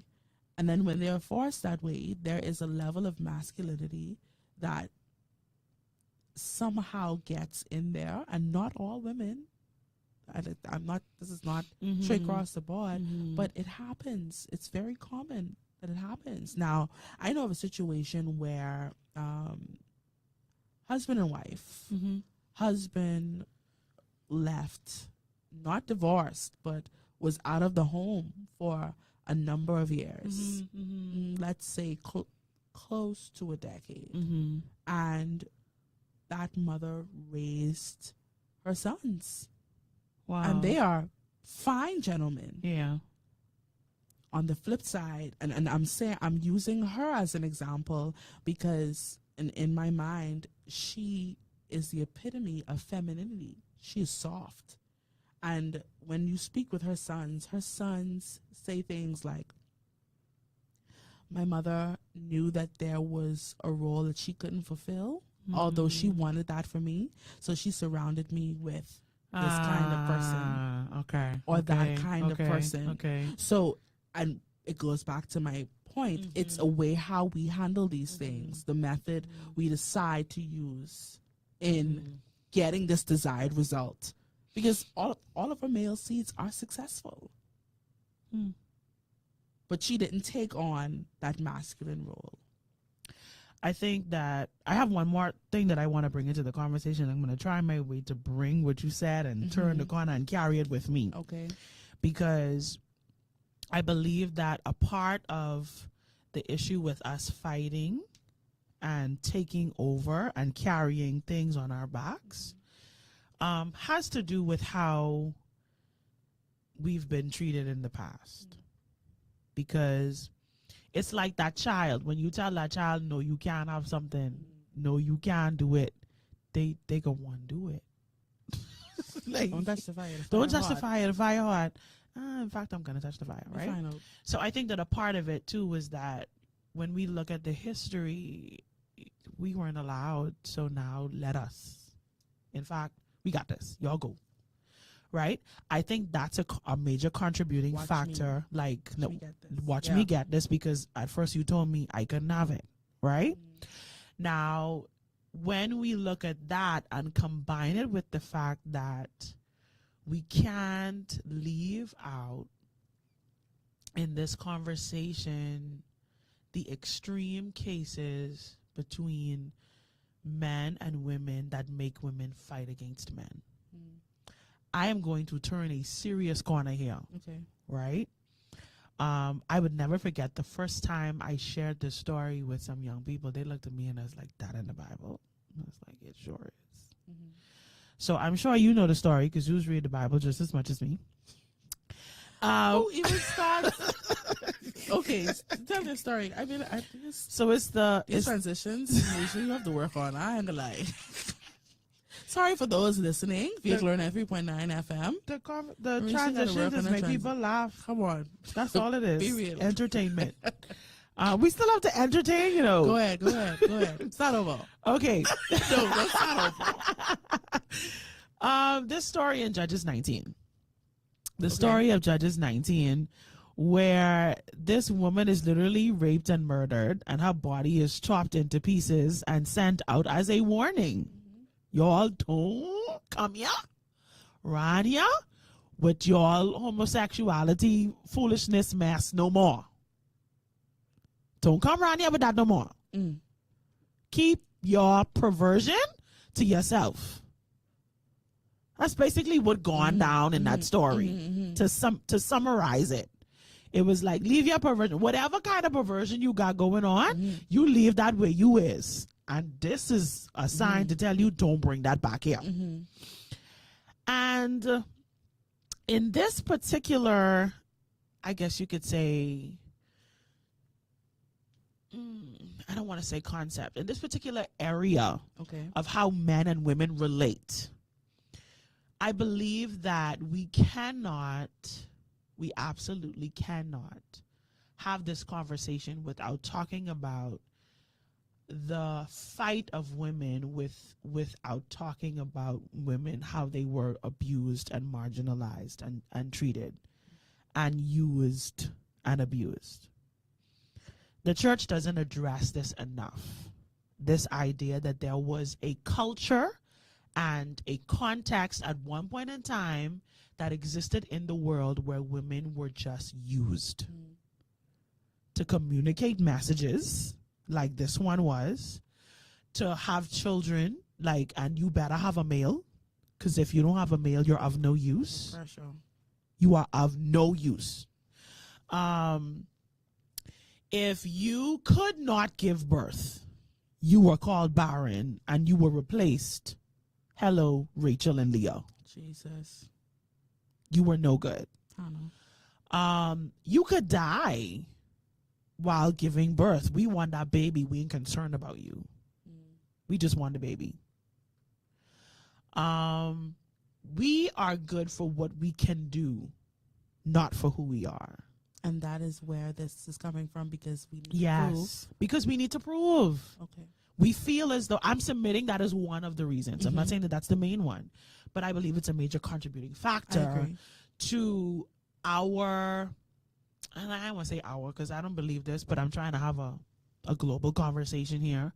I believe it's behind the force of femininity, of what's being described as feminism and Christian femininity, is this idea that, like, no, you ain't gonna do that to me again. And mind you, while you were saying that, I thought about that piece that you read about when they trying to use the scripture to say, you said it earlier, but it reminded me of that. So yes, I do agree that it can be that. And I think what makes it uncomfortable for me, this is what makes it uncomfortable for me. What makes it uncomfortable for me is that abuse, that disuse and abuse of the woman is real, and it's painful, and it's valid. Her fight is valid. Her desire to no longer be subject but to be above, it's real. Like, to be abused and battered and just taken advantage of and not valued and not treasured, like, that fight that comes from that place to now find value, to now be treasured, to now find your worth is a real, genuine fight. The issue is that because you got to that place of worthlessness because of somebody else's treatment of you, you now try to find the journey to value by dealing with that person and not dealing with yourself. And I think that is what separates the Christian feminist from the walking contradiction. Would you say dealing with yourself, maybe dealing with that spirit? I would say we don't wrestle. No. I just thinking out loud. No, I got you. I am thinking out loud too as well. Yeah. It is a spirit, and it is demonic in nature. However, I also don't believe that it is only without. I believe it's within. Something that you said to me, and I would never forget it. It was maybe 3 seasons ago, because we're in season 6. I barely can remember what I said yesterday. No, 3 seasons ago, you said to me, what is it that in you that's attracting those type of men? That's what you said to me. What is it in you that's attracting those type of people in your life? What is it that's in you? I'd say the foolishness. What is it? Okay, I get it. What is it that you are not dealing with on the inside of you? Because you can't just point fingers to the one who you feel marginalized by, and the healing is only between you and that person. Okay. It's not just about this mass healing that needs to take place between men and women. Within ourselves as women, disconnect your value from the existence of a man or his presence or his absence is fully contradictory. This is why I would call myself the walking contradiction, because I refuse to be defined by a man, his desire for me or his displeasure of me will not dictate who I am, but I submit anyway.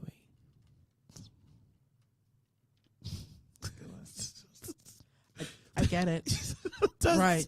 That's why I say If somebody were to ask me, Christian feminist or walking contradiction, I would tell you I'm the walking contradiction. I'm the one who's like, oh, I'm a female leader, but I submit. No, how you treat me does not define me. It does not give me a definition. I am defined by who God says I am, but I'm a bow. That's you, sir. You got this. I know how, but I won't. And I really wanted to open this conversation. Say good Eve. I really wanted to open up this conversation, and we have not touched this. We have only scratched the surface. If are we gonna bring it back again? I know, because this is a very, very deep conversation. I wanted to touch this conversation because, listen to me, mom, barefoot and pregnant. If you know, you know. Because it is what it is. Yeah. And I don't consider myself a Christian feminist in any way, shape, or form. I don't want equality. No. You want to pay him more? Cool. I don't want to work anyway. And the two should become one. What is mine? It's yours. So what is yours is mine. And what is mine is mine. No, you want to pay him more? Fine. I don't want to work anyway. So please pay him more because he's my husband. Y'all, I know. Yeah, it's a lot. I know y'all saying this girl crazy. It's a lot. And listen, I want you to know God dealt with me on that passage of scripture in Genesis. God said to me, He said it to me in His word when I read it. I breathed into the nostrils of Adam, but woman came from man. And I was like, I get it. I get it. Cool. I'm good with that. I'm good with that because I don't want the responsibility of the fact that God breathed into my nostrils. Pressure. That's pressure. I don't get mashed up though. Like, no, you can't. Like, that's a weight. That's a weight of connectivity. That means that you have the ability to release the breath of God. Like, that's your mandate. I do it as a byproduct of being connected to you as man. But when you open up your mouth and you release the breath of God because He breathed into your nostrils, Negro. It's So, okay, so you're saying that. So what about when Jesus paid the price? A woman can breathe too? we breathing. You're breathing. You breathing? We breathing. Yeah. We're breathing. But that wasn't a part of the curse. That's creation. That ain't have nothing to do with the apple and with the serpent. You wasn't here. Woman, you were not here. And I know this sounds strange coming out of the mouth of a woman. You ought to have been there. You wasn't there. You was not there. You wasn't there when man became a living soul. In fact, you had not been created yet. You came from him. It is what it is. I'm happy about it. Are you anyone who get glad about it? I'm glad about it. No, I'm happy about it because, and I think we, you know what it is? This could sound so jokey, but I think we need to stop waiting to exhale and we need to exhale. Like, let it go. Stop holding in this concept. I know. You don't have to look at me like that. Y'all saw her facial expression? Oh, y'all couldn't see it. Yeah, they could see it. We need to stop holding in this air and waiting to release because we're not resting as women. We don't rest. We don't rest. We work, we push, we toil, we press, and we wash, rinse, and repeat. Baby girl, you came from him. So what do you say to the woman that has taken on this role of getting everything done, Mm-hmm. right? Taking care of the children, or maybe in some cases, this woman is a pastor, Okay. right? She's not married, never been married, and she takes on a husband, takes on, for lack of better term, right? Yeah. She becomes married, but she struggles in giving up that role. I mean, since you there, so because what does that look like? Boy. Because I gotta ask you. You married? I'm no, married. I single. No, I'm talking about someone. I just playing. No, but think about it for No, real. I thinking about it. So It's Mericha, a journey. Think about it, right? Mericha as the youth pastor of scratch that. Yeah. Mericha as pastor of ABCDEFG Church. No, can't say church. Global ministries. International. Global Prophetic. ministries. It's prophetic global ministries. All of that, right? International. Mericha has been at the top of her game. Scratch that. Let me not use Mericha. Sally Sue has been to the top of her game. Always consistent. Faithful to the Lord, in submission to the Lord. Husband comes. She is very strong about male being head. We're not equal. Take your role, not a problem. But struggles in, I'm going to say, giving up that authority. What do you say to that kind of woman? Giving up that authority, that the people that the males and females, and I'm saying it like this for a reason, the males and females that Sally Sue led are no longer, I'm not, they don't listen to your voice anymore. It's not you that you understand? Let's take it there. What do you say to that kind of woman? Because that kind of woman gets in a marriage, and that marriage is frustrated because she once had something that she no longer has. Up. And not only that, that means whatever vision that God has given Sally Sue, whatever vision that has worked for umpteen years, is thrown out the window if this man or husband has another method, has another way. And don't forget, it isn't that she wasn't successful. She was successful. She was. So how do we let go? How do we let go? Okay. And we gonna close this? I mean, because that's real. No, it is real. And it marriages, relationships struggle. I mean, because it's all good to say, okay, I know we're not equal, until we actually have to do it. We have to go head to head with, this is my baby, and I bringing you into my baby.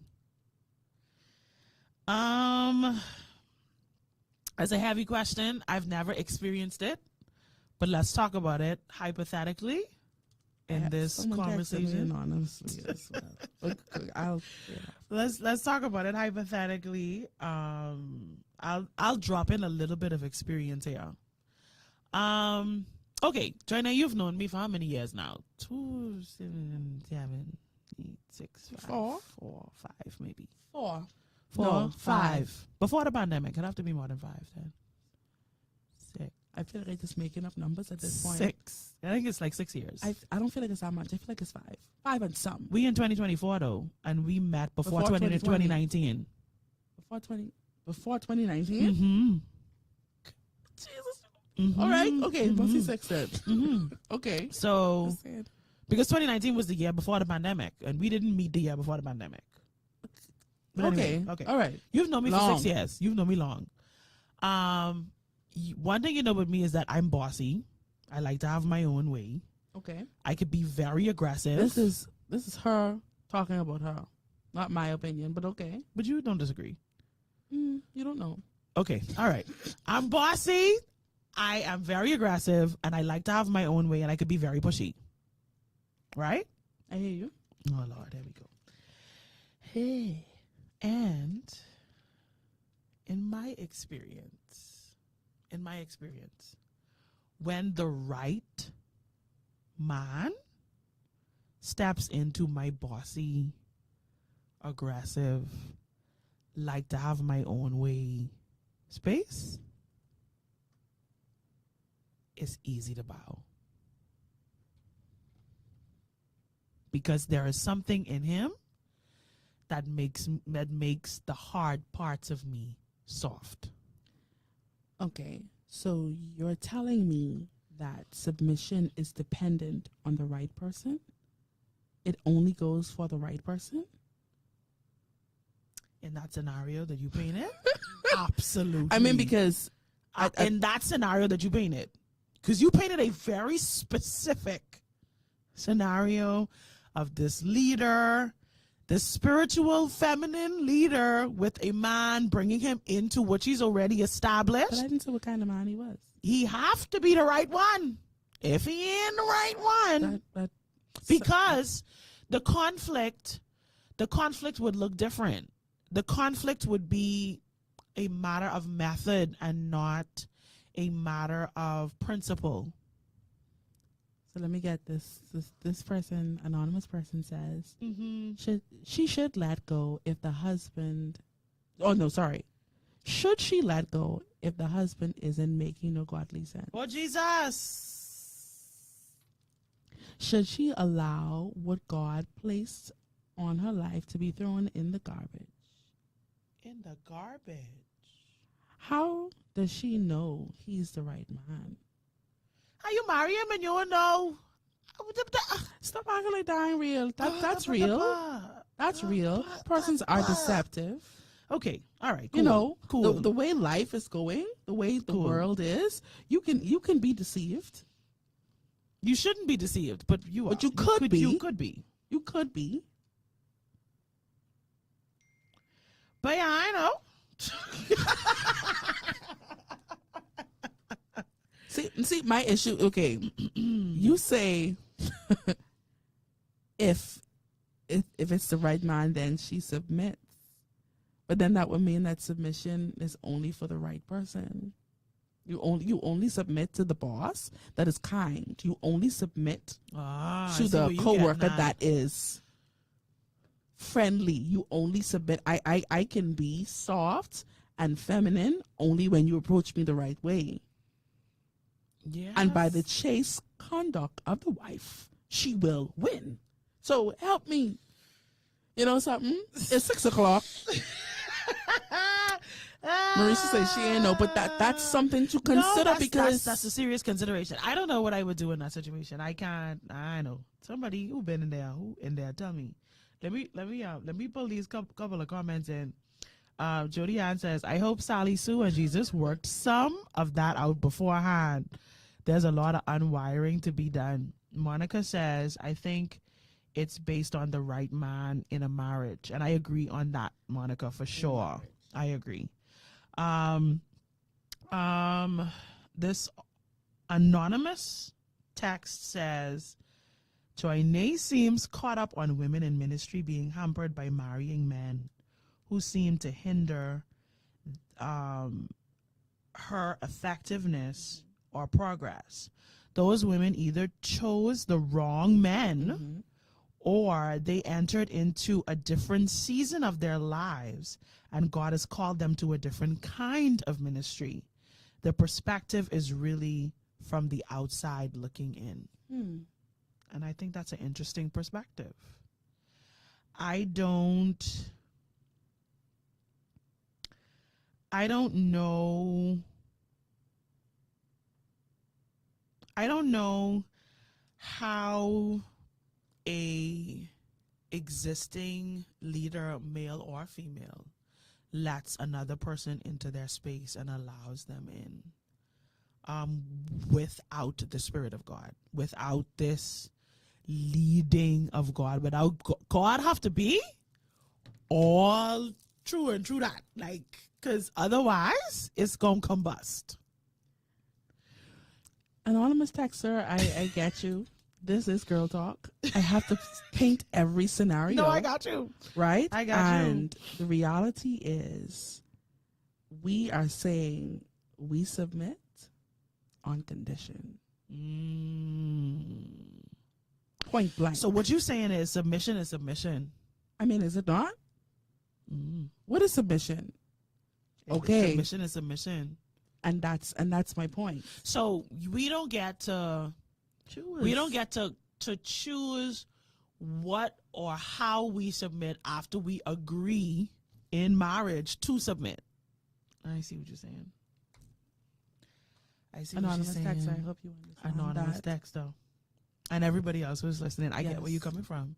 Which means we need to make the right choice in the first place. Because if you don't make the right choice in the first place, then, like you say, in the first thing, Which brings me to my point earlier with when you're saying, like, we have this, and I say we because we as women have this desire to have this person, to have this male to sort of, in our minds, seal the deal.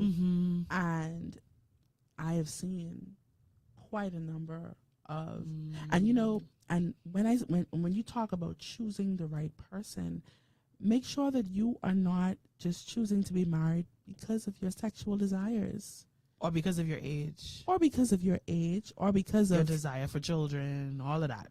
or what's Or pressure. Yeah, what's going on around you, and then that in turn puts you in a hole. So you accept the deception because it was blinded by desire to have for that image, for that comfort, I got you. for that satisfaction. I got you. And that's my point. I definitely think This one thing one Listen, more time. I love it. I love it in here. I love it in here. You do get to choose because you still have to agree to marry that person. You need to have that conversation and know who you're tying yourself to. I agree. And most of us don't. Knowledge. No, the marriage vow says, and I want to quote it correctly, this is not to be entered in unadvisedly, but discreetly, reverently. Gosh. Okay. Let's say too excited to say Right. on behalf of me and my wife. The receptionist go crazy. Oh, me and my wife. Listen. My husband said.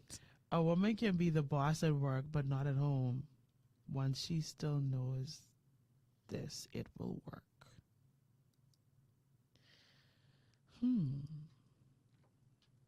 I think we had a good conversation today. Honestly, this conversation excites me because the more I talk, the more I learn about myself, and I realize, you ever had to hear yourself talk passionately about something to learn something about yourself? Yes. So I've learned a lot about myself in this conversation, and I think too, there's a lot more to unpack. But what I want to say, as we transition to close today's show, I really want our girlfriends out there to consider your behavior, how you act, how you interact with men. Like, what you really saying? Like, what are you really communicating? What are you standing for? What are you teaching women who are coming up behind you? I will admit, I grew up around women who made things happen. Yeah. That's what I have, and I'm not just talking about I'm not talking about my mother, even though she's a make it happen kind of woman. I'm talking about all of the women around me, all my aunts, all my cousins. No, I ain't waiting on you. I can do this. You're taking too long. You taking too long. You taking too long. Nobody got time to be waiting. So I grew up around that, and I just decided that's not what I wanted to be. But when you're nurtured in that way, you have to be careful in having a desire to do the opposite of what you're doing, because it could make you a walking contradiction in a very different way, Yes.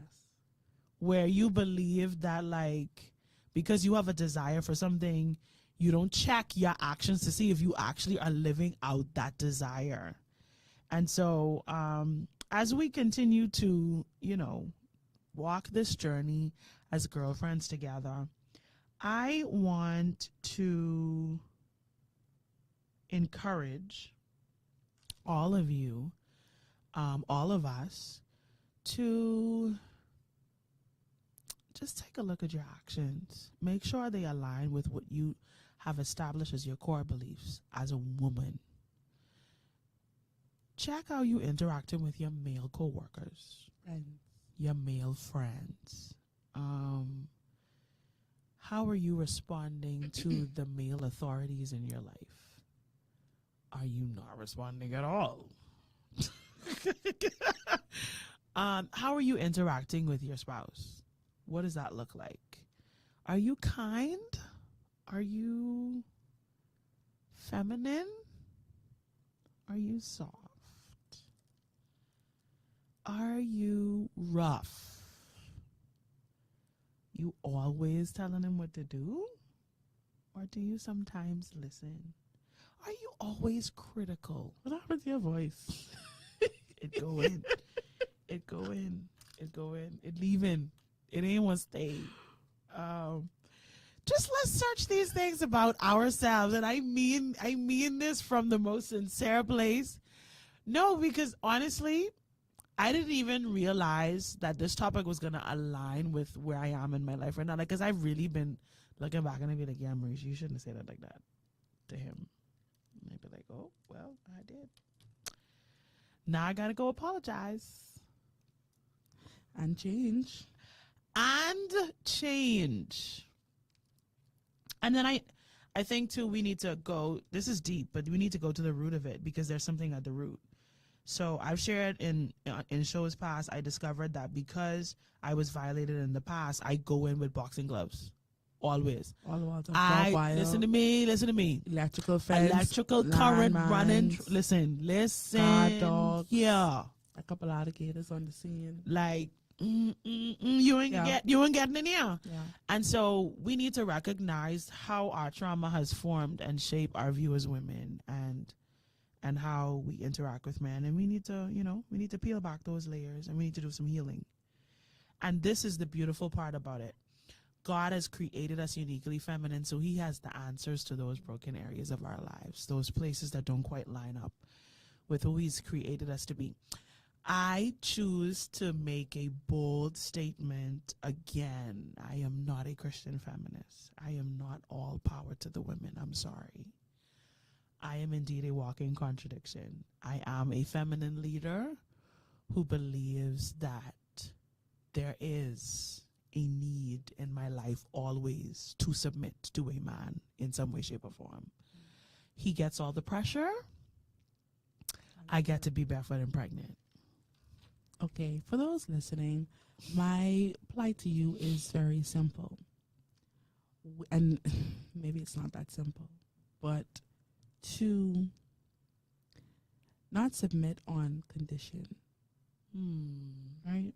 And a lot of times, as we've said numerous times in this show, we love to say we submit until it's uncomfortable. And my encouragement to you to help with submission and something that I practice, I'm not saying that I have attained. What will I say? Apprehend. I have that. Mm-hmm. Right? But definitely striving towards perfection. Study the Word of God to see where you can. Mericha talked about peeling back those layers. And the Word of God in itself is a mirror. No one has to rebuke you. That's good. No one has to correct you. The Holy Ghost inside of you will say, something. Maybe you shouldn't have handled that situation like that. And let's even take it a step further. Even the way you handle your girlfriends. Oh. that the way you handle everyone, every person in your life, the person that you feel is insignificant, speaks a lot about your character. Oh my. And your character can only be exposed through the word of God. That is my encouragement. Thank you. That is my encouragement to you today. This conversation was not meant to bash. No. It was not meant to seem one-sided. No. But it is really to shed light on these topics. Mhm. And I feel today, if you're listening, Lord, I make fun of you with the voice. I feel today, if you are listening, let us do some introspection. Yeah. It's good to just take a step back, slow down a bit, and really evaluate the way we respond, really evaluate our triggers, really evaluate the root of some of the issues that we deal with. I know time has come and gone, but someone texts and says a lot of women look how a man treats his mother. Yeah, don't do that. That's another thing. But anyway, Don't do that. that is my plight to you today. Submission is not on condition. No, it's simply submission. It's simply submission. So to my girlfriends out there, listen, how you treat your girlfriend is how you're gonna treat your husband. My Lord. If you on and off, if you inconsistent in your emotions, if you are Come on, inconsistent woman in, of God. Just the way you are. Some days you want to talk, some days you don't, some days you in a good mood. Say that. Some days you are in a bad mood. This is just a snippet of What you gonna put that man through? right. And if your friends are complaining about you, if your fellow colleagues in the gospel are complaining about your attitude, chances are Your attitude stink. this will trickle over into your marriage. Absolutely. And the Bible talks about it's better for a man to be on a rooftop. On the roof with a cantankerous is the word. Thank you for tuning into Girl Talk today. That's it. Oh man, I don't think we have to go through the speech today because we Honestly. have been girlfriends to one another.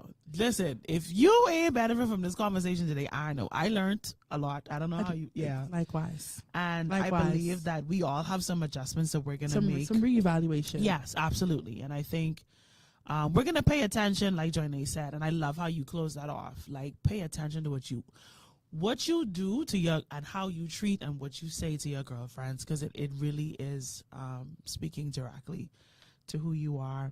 Thank you, everyone, for tuning in today. We're going to be back next week. We have a topic for next week, and I should know what that topic is, and I should have that loaded here. And I'm just going to keep talking until I get it loaded here. But we do have a show next week, and then we will be back the following This week. is where Cara will be like, next week. Yeah, and Cara will be Cara, doing man. all of Oh, this. God. Cara, please. Cara just messaged me. She told me Cara's actually traveling, y'all. And Cara intended to be here today. Cara, do the shout from the thing on my I know, right? But she was having some issues with her eSIM and she couldn't get it worked out. And so that's why she's not here. And I don't have the vibe because I'm smart. Like how I used to be. I used to be smart at one point in time in my life. And now I ain't as smart as I used to be. So just give me 2 more seconds. I'm going to pull it up right now. But we do have a show. Next week is October 28th. The 28th is definitely next Right week. here on Girl Talk. See, I stalling for you. Right here on Girl Talk. Same time, same place with your favorite girlfriends. We will have, you have it yet? It coming. We will have the topic. And listen, you don't want to miss it. Make sure, share, like and share the show. Make sure tune into Glory 93.9 FM. Make sure follow Girl Talk on all social media platforms. Make sure that you are in the room. You don't want to miss next week's show. And I promise you, this is 2 of the trio, but we're going to have 3 of the trio. The 3 of the trio is going to be next week. Did I say 3-0? Wow. 3-0.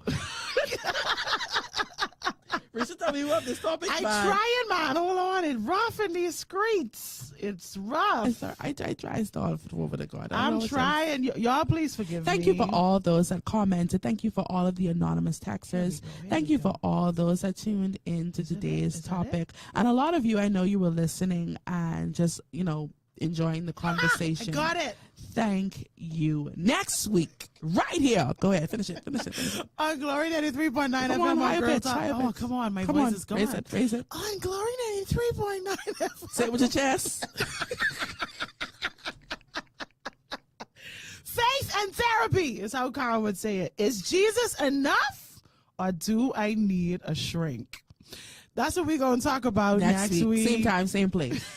Favorite girlfriends. The trio.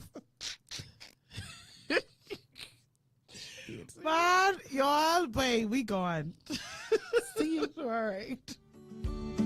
You're a business owner, but your products and services aren't moving. It's because you've greatly underestimated the power of marketing, social media, print, radio, and television. Longley Media Group is here for you. Starting as low as $1,000 per month, we'll give you exposure, consistency, and growth. What are you waiting for? Contact us today at 805-5792 or visit us on social media at Longley Media Group, your premier spot for all your project management and multimedia needs. Call us today.